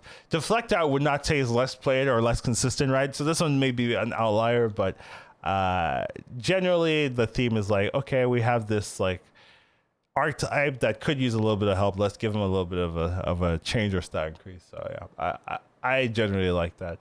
So for Deflecto, you used to get +1 attack whenever you resummon a minion. Now you're getting +2 attack when you resummon a minion. What's your thoughts on it, general? I think you had. I think overall, right, fine. I think when you look at once again like the more experienced part of the player base, I think most of them are going to say you buffed Deflecto. Hello, right? That is already the minion. We're like, oh, please give me Deflecto, please give me. You know, like you're leveling to 3. Just all you want to see is Deflecto Sensei, right? You're on 4. You just want Deflecto and a module on an egg. You just want to be safe. So it seems incredibly weird to buff that minion, the one that you're already extremely happy to buy. But I see it from a more global perspective where you say, hey, mechs are not winning many lobbies. Let's give mechs a little love. And I see this a lot, right? And when I'm in other streams or people throw out comments, or I'm on Reddit, people say like, "Oh, mechs are so bad. It's so hard to win with mechs." But like, mechs is not a tribe you are supposed to win with. It's a second or third. Says who? You know. Very consistently, right? Says who? I want to win with mechs because they're strong early, right? If you can consistently win with something that is super strong early, and then it's also strong late, that's not good for the game. It's strong early if you get the right pieces. That's the thing, or you need to hit, double Deflecto and a reset or something like that, and then or a Sensei or whatever, right? It's not like you're gonna get those pieces immediately. And if you get the reset and everything set up right, then I don't mind like get extra attack buff, right? Like a lot of times Deflecto is being used for like arm comp, and I don't think this changes arm comp at all. And that you're getting the high attack anyways, just from running arm, right? It's the people that are playing like regular mechs where it's like 2 Deflectos and then like 4 resets or something like that are really gonna feel the benefit of this change in particular. So those people are, they're either desperate or they hit the perfect regular mech setup and they're like, okay, let's go. I have 2 Deflectos with double with menace on each of them. Ha ha ha. That's gonna do a lot of work for me. But in general, I don't think this changes like Deflecto's win percentages a lot. A lot of times you have like if you're running mechs, you have a high health Deflecto, a high attack Deflecto, right? If you're running like base stat Deflectos and you're full mechs, it's like, what are you doing, right? So I think a lot of times when you're playing this mech, like you'll notice it, but it's not like you're going to like feel the difference in like win percentage because you have more attack when you already had high attack. More consistent, yeah. It's just like you have Micro Mummy Harvest Golem, and you get like the second reset, and it has 7 attack now instead of 5, right? So I think it's indeed more an early game thing for most of the time. And then if you are indeed playing pure mech, which means you're gonna run Junkbot ? Right? So maybe you have right. I don't know, right? Why If didn't you they actually bunk Junkbot? That's the real yeah, so question. then you would have a ton of Menace, right? And Menace is the one that scales really well with this change, where you would spawn 3/1/1s, and those 1/1s would give now +6 attack instead of 3. Why doesn't Menace spawn 7/1/1s? You ever thought about that? Why doesn't it just spawn, fill your board with 1/1s every time? You know, like that sounds fun. That sounds annoying for like eggs and stuff. I mean, it's a joke, by the way. It's like the Rat Pack thing, right? Where you hit the thing with the Menace and like, oh god, no, his entire board is full of Menace now. Takes so much damage. Yeah, I'm not a fan of that at all. You know, even the 3, I wouldn't mind like it you just get 2. Like I wouldn't mind that. Like 3 seems unnecessary. I don't think it's too strong. I think Menace spawning 3 is fine. Yeah, but I mean, sometimes I'm just annoyed. Like I killed this Menace, and then I take the same damage. Like, yeah, so it's like you kill the 3-star Deflecto and you take 3 damage. Yeah, that's annoying. That. Especially if there's something else on the board. You're like, why didn't you kill that one? Yeah, right? Could have actually removed some damage. Yeah, you know, I get punished for having like a strong, like a semi-strong board that I can kill the Deflecto, and then 2 Menace comes out. Hey, it takes 6. Like. I remember a game I won like that where I had the 2 of the Menaces. They killed my dude, and I'm like, oh, you killed my Deflecto. Now you're dead. Felt horrible for the opponent, I imagine. But yeah, what can you do? You know. But yeah, I think this is gonna be. I don't mind this change generally. I think it's fine. What's your thoughts? I think overall fair. I think from a top player perspective, it feels weird, but I can see it in like the big picture. So you're saying from like if you're gonna buff mechs, this is not the target? You're saying there are other things to address first. Should be buffing mechs. I think mechs right now are already such a big tribe. Some mechs, right? But there are some mechs that are struggling, right? Junkbot we did mention. I mean, like Junkbot is not something you want to buy. Yeah. Like, I don't know. Harvest Golem feels a bit underwhelming, but not like bad on tier 2, right? Yeah, Sneeds is okay, but you're like in a mech comp, you don't really think about it, right? That kind of thing. Yeah, like I agree, but this is the direction they wanted. I do agree. Deflecto is fine. You don't need to change it, but this change isn't like going to change how you play Deflecto. Really, it just buffs people that are playing pure mechs, which is okay. You don't. I mean, people do play pure mechs, but like at higher lobbies, you don't see too many. I probably play a lot of it, even myself, just because sometimes you just get Sensei Deflecto and you're like, okay, let's go. But yeah, whatever. Next minion that got changed is Garr. So Garr now starts with 8 health instead of 1. I think it initially was a 6/8. Do you remember its stats initially? I don't think it was around when it came out. Okay. I think an 8/1 for me. It was like, I think it might have been, I think it had 8 health or something. I think it had 6 attack, but maybe it had less attack. Yeah, I think it was a 6/8 or something. I don't remember, but maybe chat knows. But they're buffing it back to base stats, and I think this is fair because Garr either is absolute garbage or the extremely strong, right? Like there's no in between there. So real in between, but now at least at least at least when you get it from Genie, it's like, okay, at least it's a 8/8, I guess. Like because initially when you played it, a lot of times you couldn't play it because like the turn you played it was useless, right? You have like an 8/3 or something like that. It's like, what am I doing with this? It doesn't do anything. Where at least if you start, you have like an 8/10 or an 8/11, whatever. Like I'm not gonna cry because I have an 8/11 on the board, at least in the early game. So maybe it'll be able to stick around for longer because it has that early base stats. But once again, I don't think this like solves it, right? Like it's still gonna be either really bad or really good depending on. It's not a bad buff, just because I think it's really hard. We talked about elementals a lot. It's really hard to balance just because it's, as we said, it's feast or famine. In elementals, there's no in between. You are either you are either the Omu, where you go like, holy crap, how does this guy have all this on his board? Or you're the, oh my god, this guy tried to go elementals and is dead, right? Yeah. Like, it's no in between. Like, Caligos is a bit more in between, where you see a Cali board, you're like, okay, that's an average board. Fair enough. Yeah. So I don't think it's a bad buff, to be fair. So, and I don't know if you can easily solve elementals unless you switch all the elementals, which might happen in the refresh. I know it's been a while, but since we've talked about those reveal stream changes, but maybe some elementals get an archetype switch up, which allows Garr to be more played. But I don't know. Who knows? We'll see in the future. But yeah, interesting change for elementals. Speaking of elementals, I'm assuming the next one is also the elemental. Yeah. So they've also buffed Anomaly. So it's a 1/4 instead of a 1/3, which I think is fair. Like its early game wasn't like that crazy. So making it a 1/4, sure. Like, oh, I guess this helps with a party elemental, right? Because sometimes you go party elemental on Anomaly, and now it's a 2/5, which is actually pretty good. So yeah, I think this is good. Good buff. Yeah. We're all like, I'm okay with Anomalies, but I'm also okay with being a 1/4. So yeah, just seem like it's gonna do that much for the game, other than make you a bit more, a bit less sad or happier, depending on how you want to look at it when you have an Anomaly on your board. Yeah, I take a lot. Millhouse buys this all the time, right? Millhouse, yeah, Millhouse is gonna love this change. I agree.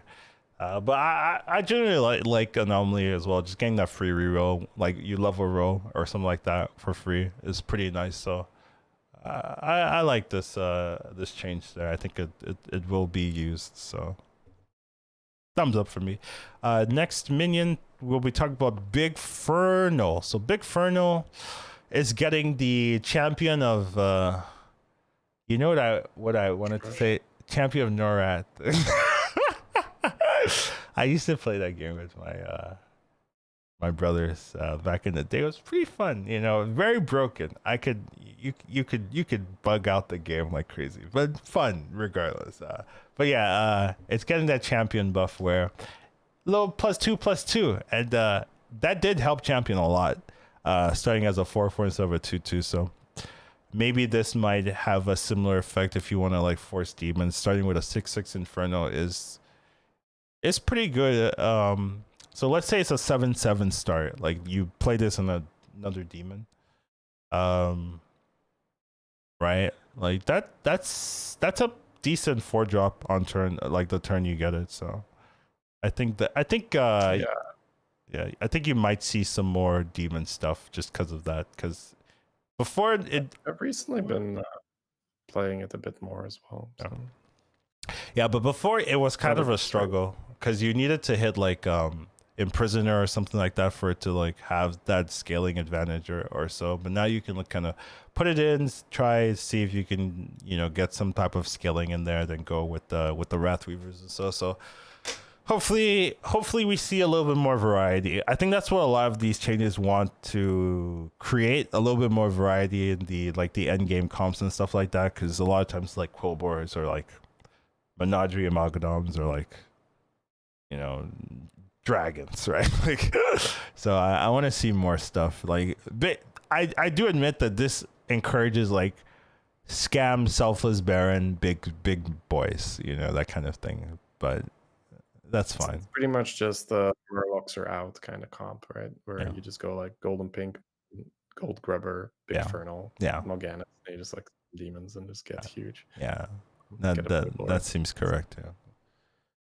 So I don't think it changes in that you now jam Bigfernal outside of that comp. I think. But I want to see people jam it. That's my point. I want to see them jam it. I mean, I think it's hand in hand with Pinkman, right? If you get a golden Pinkman, you can think about Bigfernal. I think without it, it's just. What stats would you just jam it then? If it was like a 9/9, 10/10.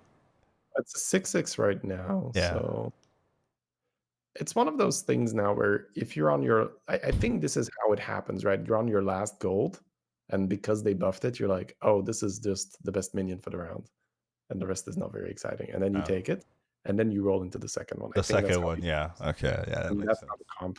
happens. So I think in that regard, it is now more likely to happen where you just say like, well, this was the best thing in the shop, and here's number 2. So I guess we're playing this.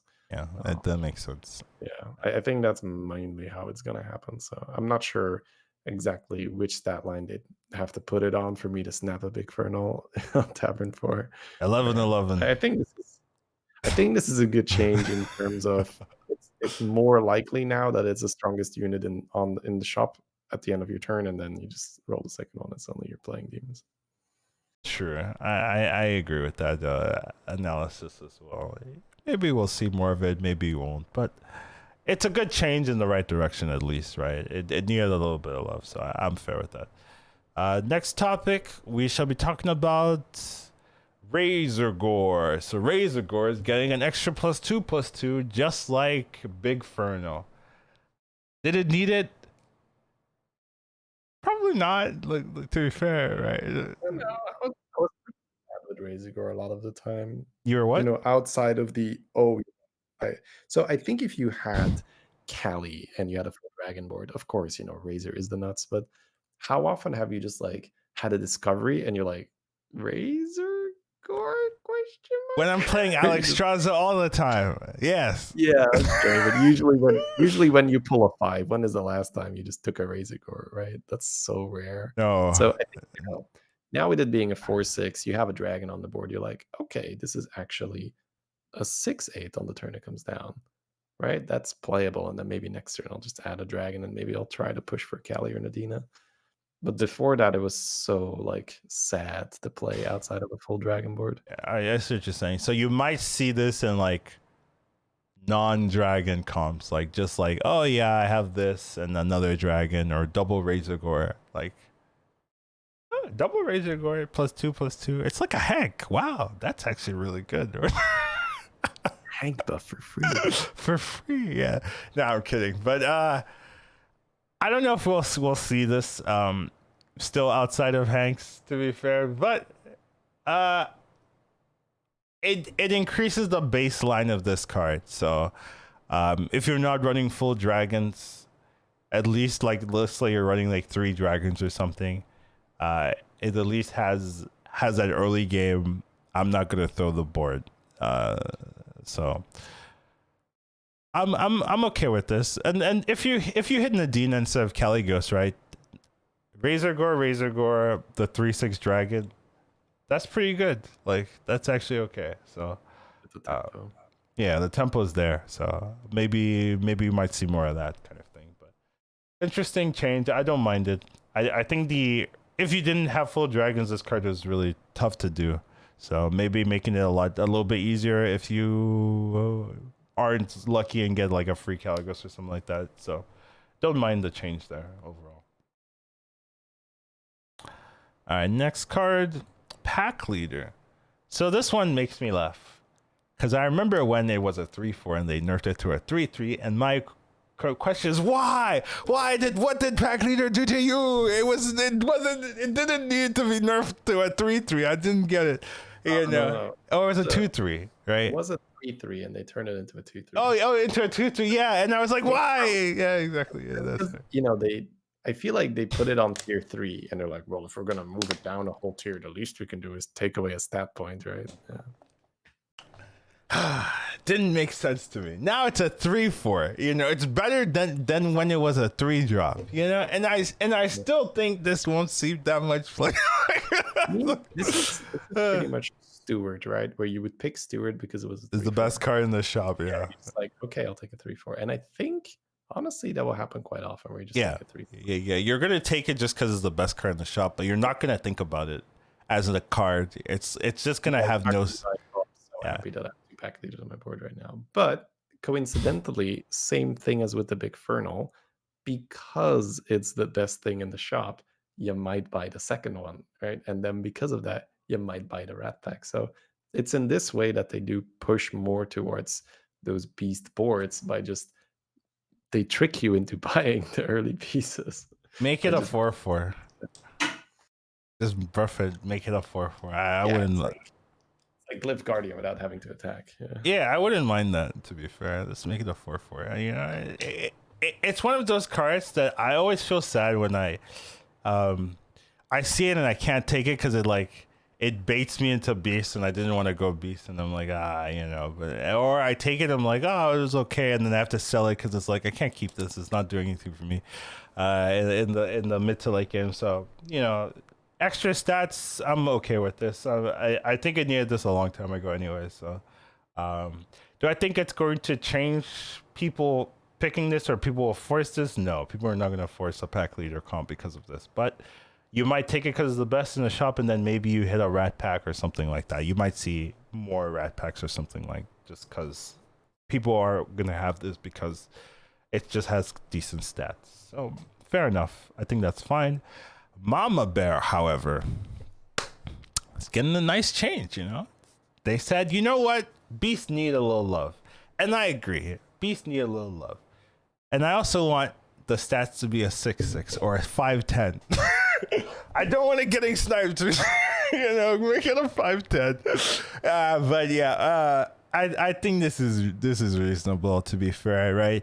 Like when you think of beasts, you think of macabre beasts. You don't really think of mama bear beasts these days, just because macabre beasts kind of outperform mama bear beasts like almost every time, right? If you have a mama bear beast versus a macabre beast, and macaws don't get sniped like mamas do, they don't have a arrow pointed in their back, right, like mamas do. So you can get your comp to go off without crying. There's been a lot of games where I'm fighting someone, they have double mama, I kill one of their mamas, they're like, well, that game's over for me, right? That kind of thing.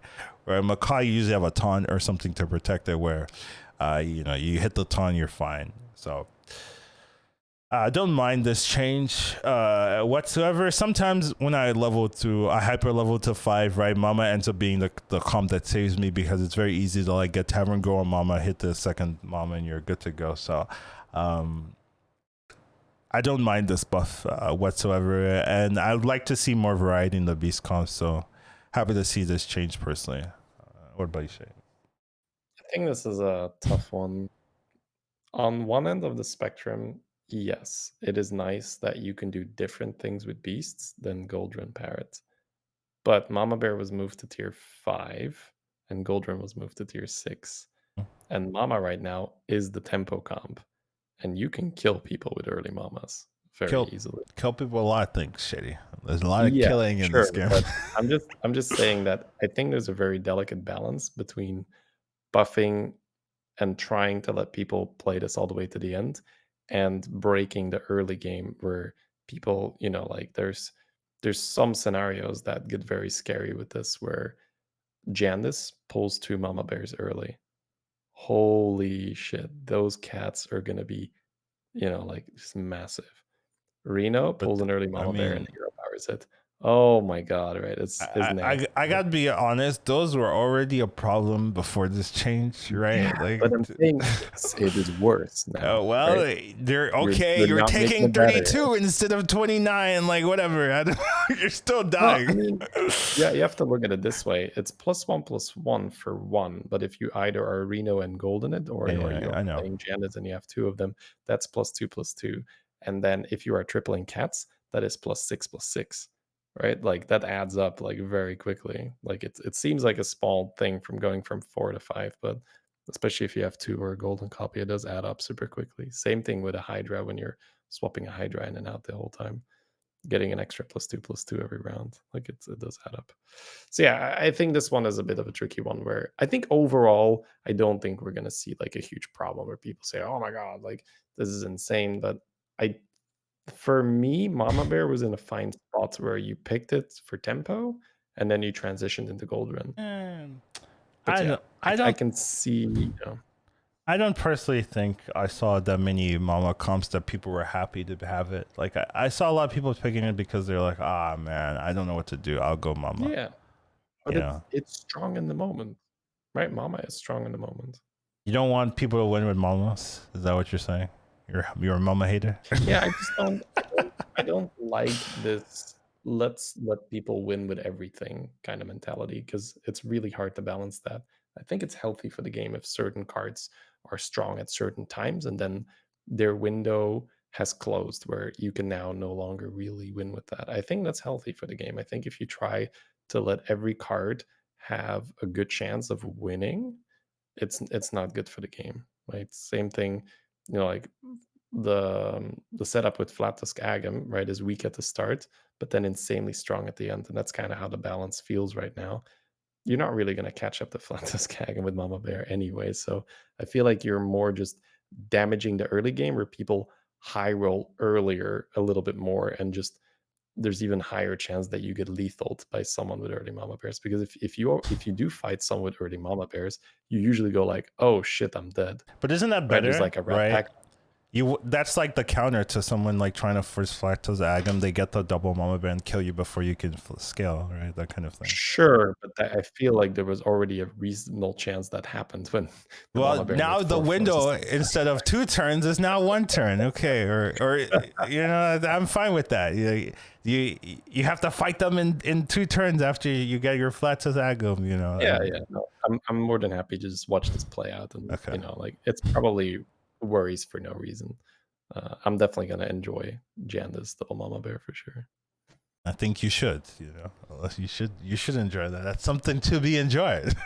But yeah, there are concerns, but we've seen it as a 5/5 before. Granted, it was a 6-drop, but some of the 6-drops are pretty nutty, these days. But we'll see how big of a change it is, right? Like it could be a really big change, like to be fair to Shady and his argument there, right? Like, big Hydra clears a lot easier. Double Mama Bear does a lot of damage, right? And with Tavern Gore in the shop, it's very easy to pick a Tavern Gore, see a Mama, and be like, okay, let's do this, right? And then like have that skill into the end game, right? Very easily. That would be, it might be something I want to do. So let's see how this goes. But interesting change. I'm not against it for now, but I do admit I have to see how it plays out to really give you a full assessment on how strong it ends up being. Next thing we'll talk about is Soul Juggler. Soul Juggler's getting the buff. Wow. Okay, so it's getting 2 health on the Juggles. I like this on a baseline of Juggler does not kill Juggler immediately. Like it's like, you remember like some games it's like Juggler v Juggler is like, whose Juggler is gonna kill the other Juggler before your Juggler just dies and I lose, and it's like, oh, he killed my Juggler, I'll die. So at least there's a little bit of a buffer way. It's whose Juggler is gonna hit that Juggler twice. It's a little bit more fair in that argument. And if you golden it, now it's 10 health, so that's 4 Juggles, like, It's not only that, right? There's also these attack sequences where your demons aren't dead when your Juggler is about to attack. Right. And if it has 5, 10 health, if it's golden, it's just that much more likely to attack one of your opponent's minions, not kill itself, and then it's back to your first minion to attack. That's true, yeah. Then the remainder of the demons goes into the grinder and you get the Juggles. Yeah, that's true. I change for that. This reminds me a bit more now of Arm of the Empire-ish, where you can take it for the stats, and then if it works out, great. If it doesn't work out, ditch it. I agree. I think people might just buy Juggler just for the stats, which I don't mind, to be fair. Like I wouldn't mind seeing more Juggler comps. I used to hate this comp with a passion, but nowadays, okay, whatever. You can juggle me. So not too sad to see this change. I think this is a good change, and especially in the Juggle v Juggle matchup, just making sure there's a little bit more juggling going on before someone just auto loses to getting sniped. It's not like, well, they were better at the game than I was. Their Juggler killed my Juggler.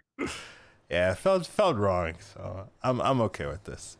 I specifically remember like sometimes just buffing Juggler once, in case I see another Juggler comp, I'll just buff it once, see how you deal with that one. But yeah, you get the buff for free now, so I like this change overall. I think it's respectable. Next thing we're talking about is Overseers getting a 1 health buff. Cool. That used to be its baseline stat, and then they nerfed it, and then they're unnerfing it, and I'm okay with that. So that's all I have to say about this. I don't really see why. I'm already super happy to play Overseer when I have a demon. Yeah, So everyone I is, already but said that. whatever. I Yeah. don't care. I guess now it's just like, oh, you didn't hit a demon. It's not absolute garbage to just play a 2/3, right? Yeah, sure. Yeah, don't mind it. Whatever. It used to be a 2/4. Now it's back to a 2/4. I'm okay with this. Doesn't feel like very impactful. Yeah, Nerf or either way, right? yeah, it's not doing anything. Now if it was a 3/4, now I would be even more raging about pack leader. Why is pack leader the same stat line of Overseer? Whatever. All good to me. Not a super important change here. But speaking of super important changes, you like that prizes are back. Yeah, smooth. Prizes are back, baby. We're now RNG gaming, guys. All right, you guys remember prizes? You just get to 6 and you get a tier 6 minion. We're doing that. However, we're only doing it 25% of the game, so prizes are going to be in 25%. So that's massive. To be fair, like that's going to completely change the game. 1/4 of your game Yeah. is completely different meta than the 3/4, the other 3/4. But I like it. Give me something new. I'm okay with this. I think it's just, like from a personal standpoint, like I don't like too many things, right? Like overall, right? Like separating myself, right? I think it's a great patch. I think so much to learn, so much to have fun with, and especially, like for either more casual players or like the high level players that just thrive in those new environments. Like there's chaos, nobody knows what's good. You got to rely on your instinct, right?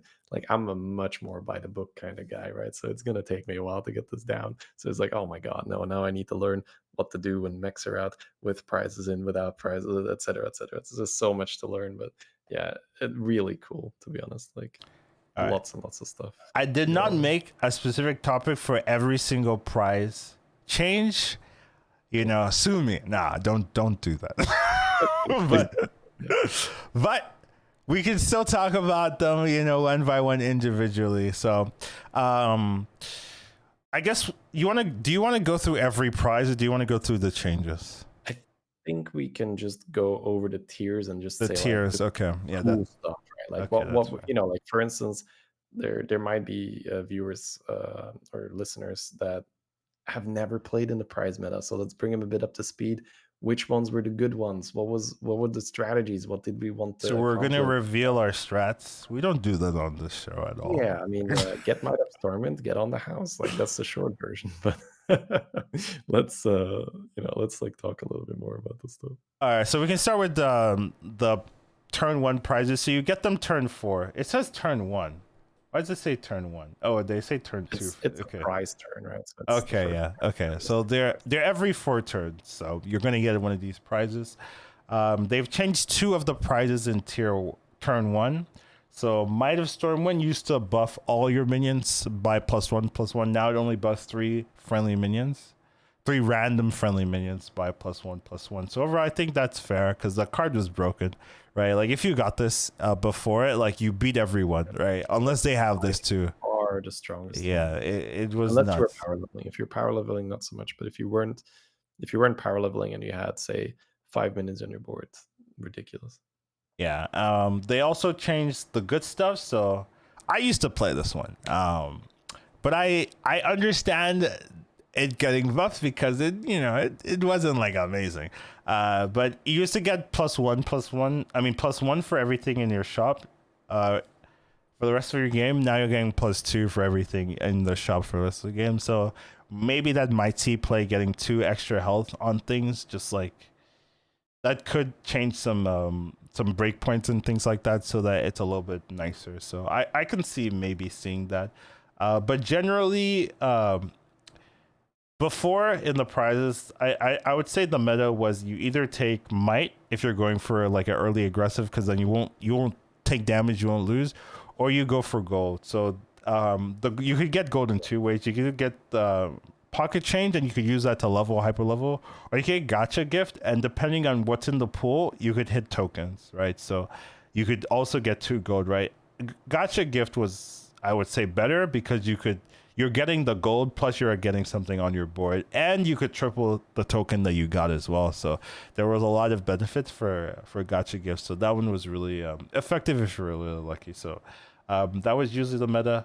Big Banana, I wouldn't mind if they buffed that to like +3/+3 actually, or something like that. Like Maybe like 2/3. I don't or know, 2/3, yeah, something like that. Like I wouldn't mind that being buffed. And rocking and rolling, I use that in Millhouse a lot, right? Because Millhouse costs it costs 2 to roll, right? So you're essentially getting 6 gold on Millhouse. So that was pretty effective. That's kind of the problem I had a lot of the time when people said that. It's 6 gold, but when are you realistically rolling with Millhouse? 9 gold, right? So it's your prize that you're getting at turn 4. You can only use Late in the game.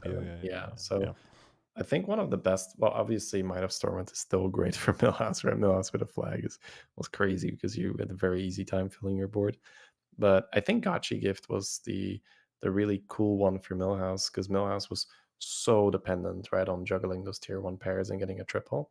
And Gacha Gift just makes it that much more likely that you can hit, a pair into a triple. So, but yeah, you're right. Like rocking and rolling, if you had to pick it, Millhouse does like that more than the other people. And the new recruit, I initially thought it was okay, but like the meta became might, might or hyper level, so you weren't getting as much of a benefit from new recruit, because you take the new recruit, you get blown up by might, or you get blown up by someone hyper leveling to 5 or 6. So just not enough benefit. Yeah, so it might be a little bit slower since might isn't as crazy, but I can still see might still being the pick in a lot of these choices. So we'll have to see, really.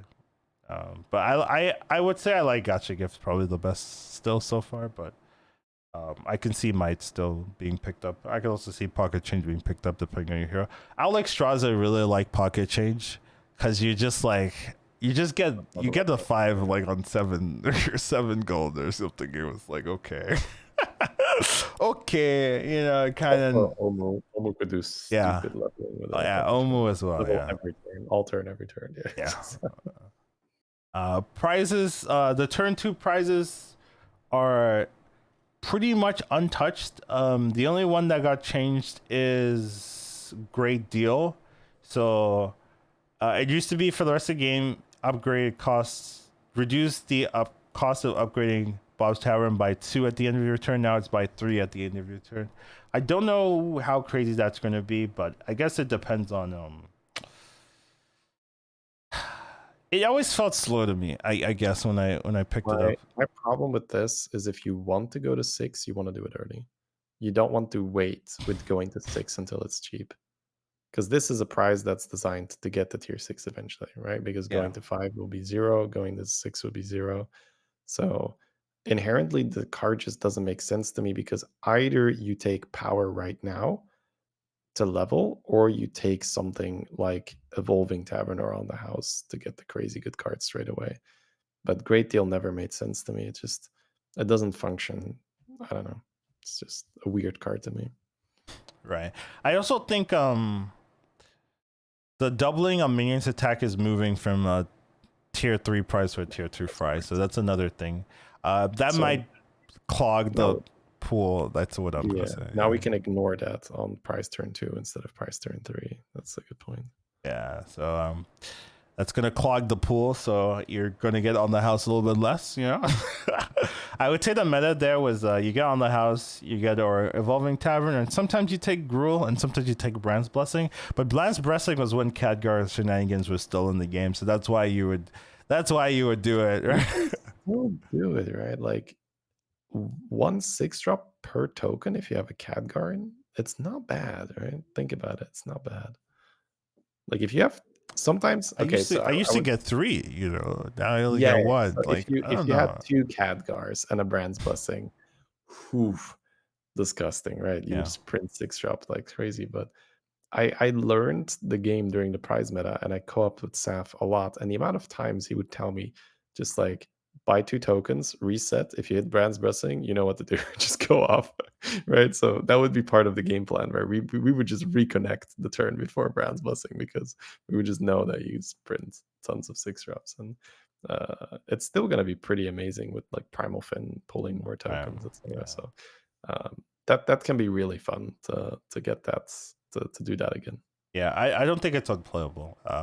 But you do have to be very careful that like, okay, I have the tokens, let's go, or I have something, Yeah. I have the lookout, let's go. It's not as stupid as before, not by any means. Yeah.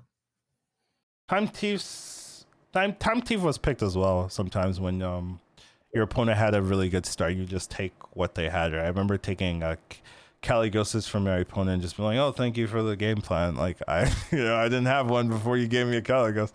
That kind of thing. Bouncer was used sometimes when you didn't want to do Gruul or you wanted something to die, but it wasn't like super popular. Yeah. Coin was okay. An extra gold per turn is fine.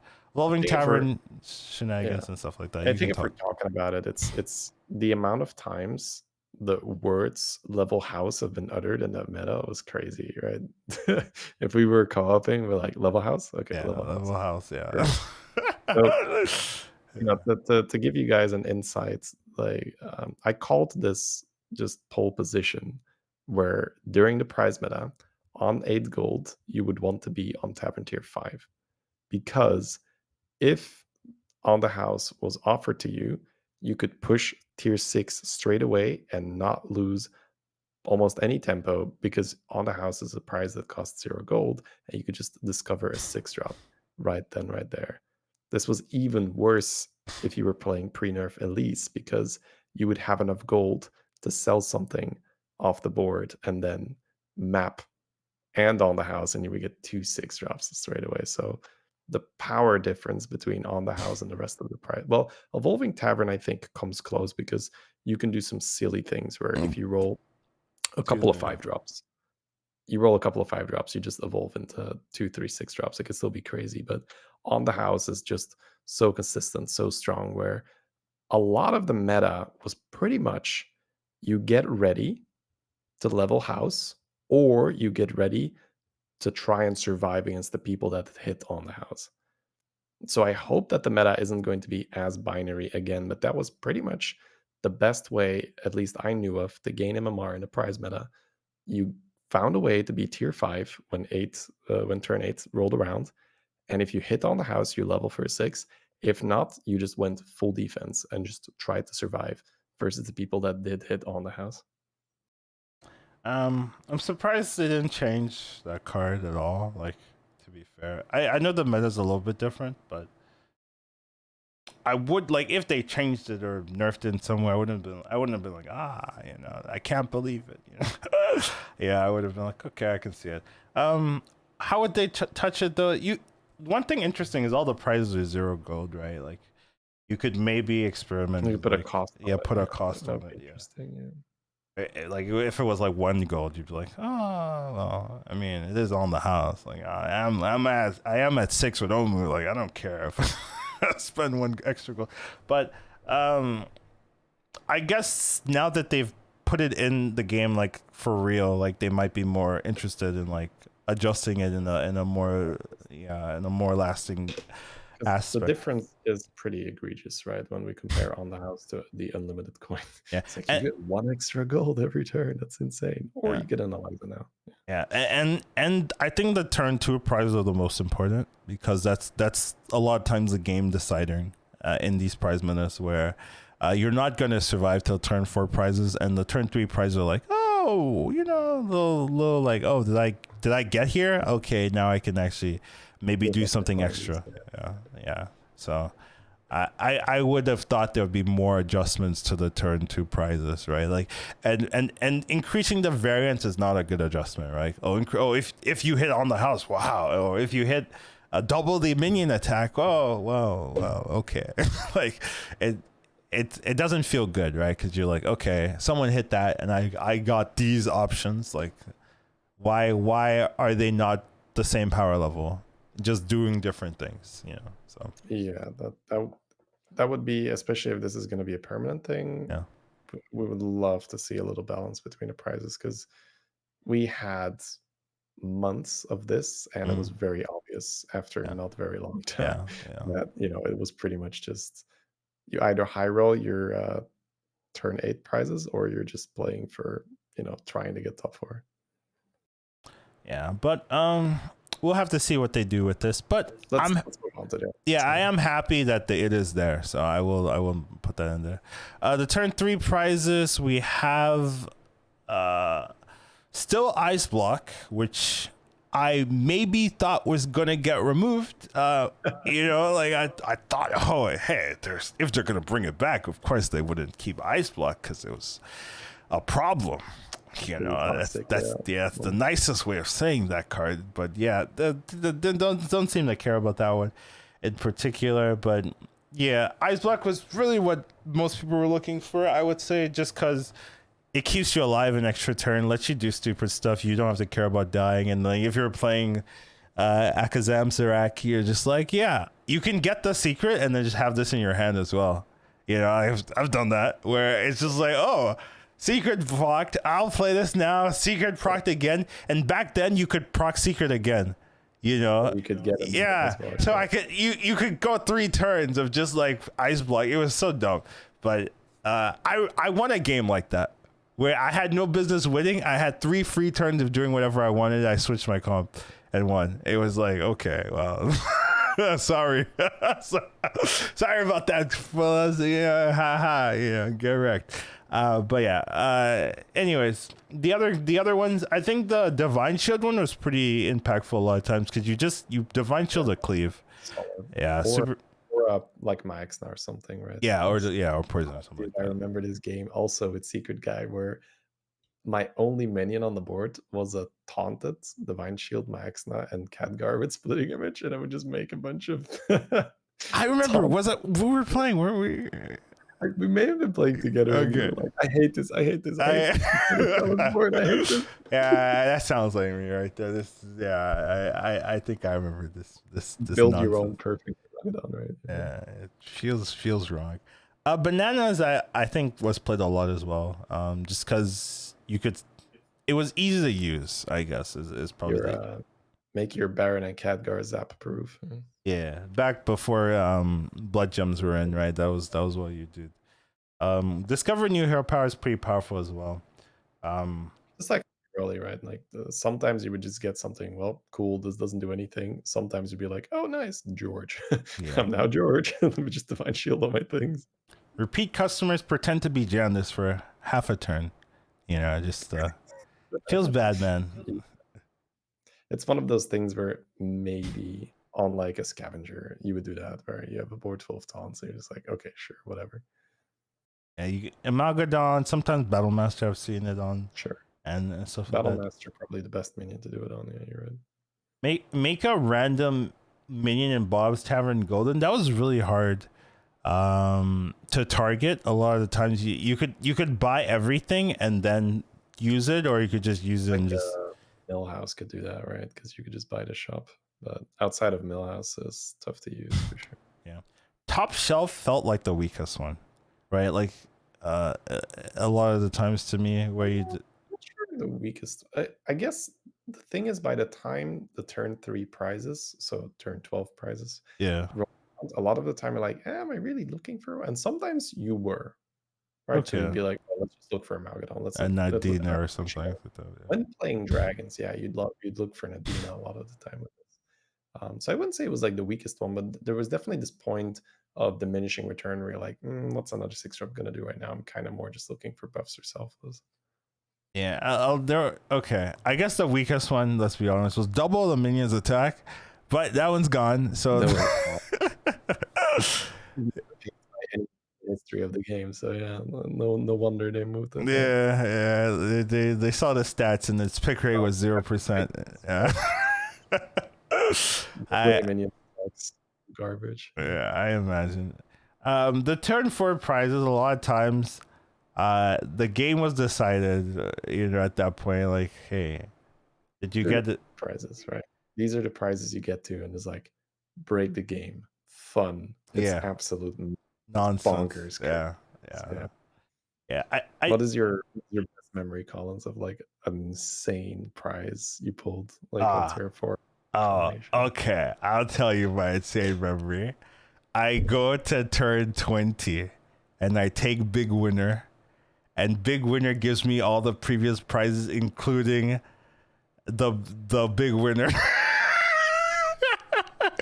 I don't think you can get Big Winner from Big Winner, but I got 2 prizes from the turn 4. So you take the Big Winner, gives you all the previous prizes. If you go past turn 16, so if you hit turn 20, you'll get another of those, right? So normally And then Big Winner. yeah, well, Big Winner can pull like give a dog a bone plus ice block plus 2 gold plus refresh, right? So that's what I did. I so I had like I had 2 dog bones or something like that on the board, right? I got like dog bone on the first one, right? So I had like double divine shield, cleave wind fury on my minions. It's just like, what are you gonna do? It was so stupid. I don't even know how he survived that long. I think he had an ice block or something like that. Very dumb. Yeah, when you make it to this point in the game, it's really all about just having fun. And sometimes it makes a difference, but a lot of the time it's just you get to do the victory lap, right? You're like, oh yes, let me just. Well, your opponent's also getting this. Like, let's be fair, right? So maybe that is true. That is true. Yeah. Maybe that stabilizes. I guess if it's still close, give a dog a bone is usually the best one. Yeah, I would agree. I think there's some cool ones as well with raise the stakes. I think is really good for, let's say you're finalizing your comp for Baron Selfless and you're like, ooh, Golden Selfless. Golden Selfless, yeah. So that's also a really good one there. Sometimes if there's no Murlocs, no Divine Shield, but usually when it lasts that long is because you're both playing Poison Scam. Like let's be honest, that's what. And it's so the Braggart doesn't like do anything. But sometimes I've seen like someone has a golden battle master and then they play Braggart and it's like 2 of them. I think this could be really good for the Weaver Sarlisk strat when Murlocs are out, because that goes very long, right? Because it doesn't deal damage to people. Yeah. When you have this like 140 health Sarlisk that you can copy with your Braggart, so that could be very fun if we're doing like the tier 2 strategy. Yeah. So it's also 6 stars, so he deals a lot of damage if he survives. Right? So that speeds the game up. That's one way of looking at it. I remember someone, and you can copy this. I remember someone had a golden one of these, and he had like 4 copies of these, and I think he stole it from his opponent or something like that. Like Mirzonder test or something. Yeah, Mirzonder test or something like that. Yeah, I was like, okay. If you guys are looking for like an epic experience, if you make it to this stage of the game and you're playing Millhouse, the friends and family discount is amazing because it now makes minions cost 1 less. So minions cost 1 for Millhouse. So every minion is free. So literally every shop, unless it's like homunculus, you just buy everything, right? And anything that makes any kind of money makes you immediately just it pays for your next reroll. And it's if you have a brand, oh my god, sounds like a headache. Yeah, you never have enough time, because essentially, like, unless it's an homunculus, like sometimes the minion doesn't do anything, you don't have to buy it, right? But a mug, a token, just a free reroll, just anything, right? Anything that is any benefit to your board, you buy it because it is free. It's an amazing experience. Or you could get your first 5 refreshes cost 0 in Millhouse. That's crazy. That one needs a buff. I don't know. I would love to see the pick percentages, and I wonder if that'll get shown somewhere where you could see what people are picking here. I think this is one of those things that I took when I was playing Scam Comp a lot of the time, where it's just like, all right, I just need this one piece. Let me just roll for it. Oh yeah, I did take it for that, but like the turn, it was like a 1 turn or 2 turn at most thing where, yeah. So it didn't feel like better than like refresher gold. Like I would, like essentially, right? Refresher gold is 10 rolls, right? Essentially, so it was like I just take the refresh and then I'll just go. Very awkward. Yeah. Just it's very weird to invest into the late game when you're this deep into the late game. Yeah, that's for sure. So all right, cool. All right. I feel like that's a long enough, a long enough Decent. one. Decent. Yeah, For but sure. last topic, we've got one more topic, as we do. What are your overall impressions of this whole thing, this patch and everything? My overall impressions are cool. I think there's obviously, feedback where why the hell were not more prizes adjusted, right? Like great that you target flag, but on the house not being changed is just crazy to me. But um that's always going to happen, right? There's always going to be things we can complain about. The vast majority of things is just, hey, cool, I dig it, right? A lot of weak cards, you make them stronger. A lot of weak heroes, you give them buffs. Cool. Let's see what happens. And I think the follow up is just really important now. Like, please don't let it be 2 months where something is broken and we're just like, we don't need to fix that yet. So, like, I would say even as early as like 2 weeks, just give us 2 weeks to break the game and then tell you what's wrong and you can fix it. But yeah, first impressions are amazing. I like it. Yeah, I'm overall happy with the changes. Like that's good to hear. I didn't expect it, and you made this podcast late, so thank you for that. I'm always happy to disappoint everyone here, but being late, a pleasure. But I do like seeing a lot of these changes here, and um, they're the heroes specifically. A lot of them are unique in how they've been adjusted. In that, I've never gotten a free brand before. I'm gonna harp on this one for like the next month. I think I'm gonna harp on this free brand thing, because it feels like something I would harp on. And there hasn't been like heroes like that. The Sindragosa one I also really like, in that it's been okay, but like having that specific targeting, it already has an ability, and then you just give it a little bit more variety, a little bit more flexibility. I like that kind of thing. Making an ability more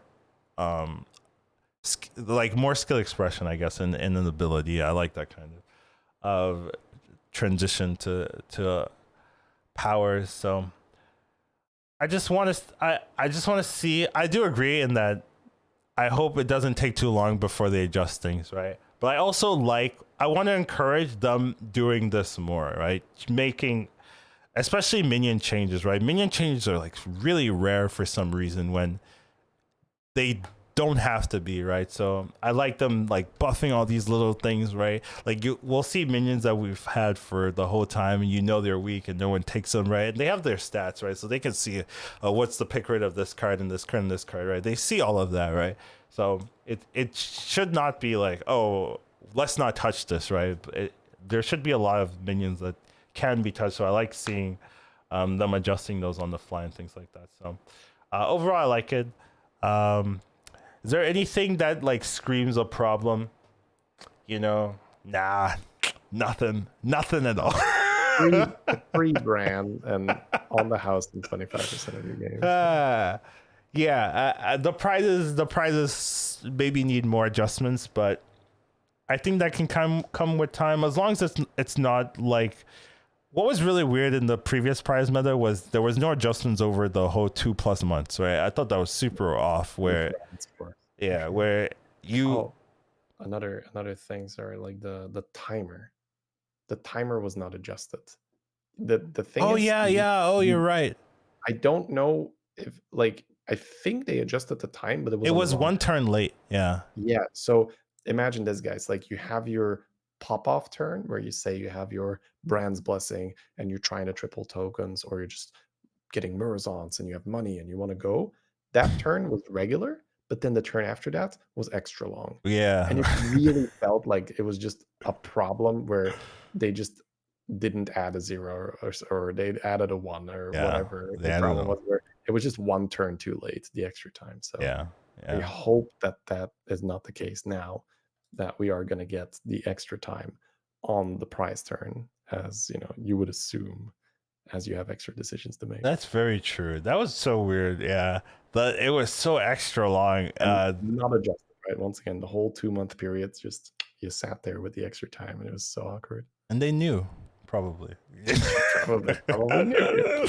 I just kind of weird. But yeah, hopefully I like the theme. I like the changes. I agree with Shady in that.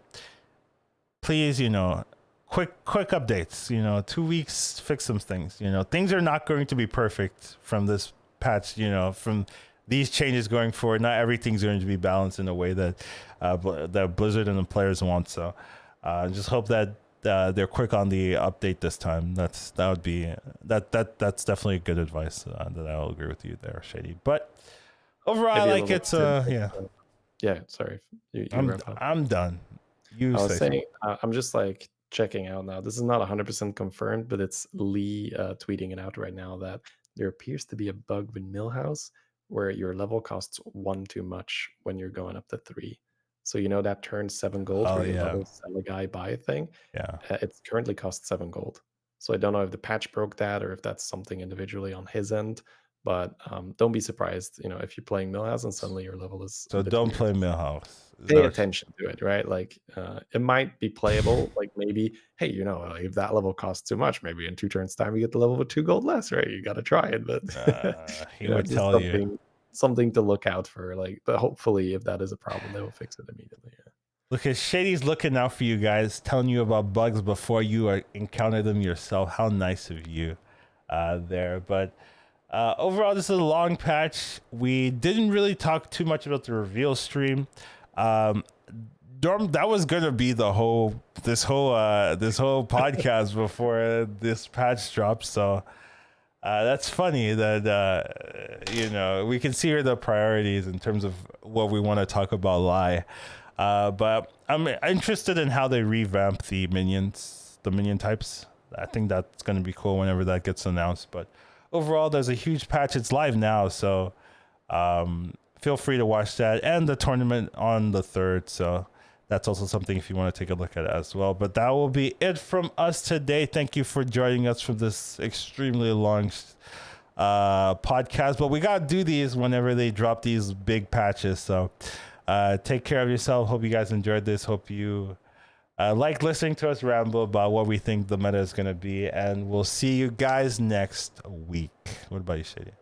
See you guys. Thanks for listening as always. All right. Take care, everyone.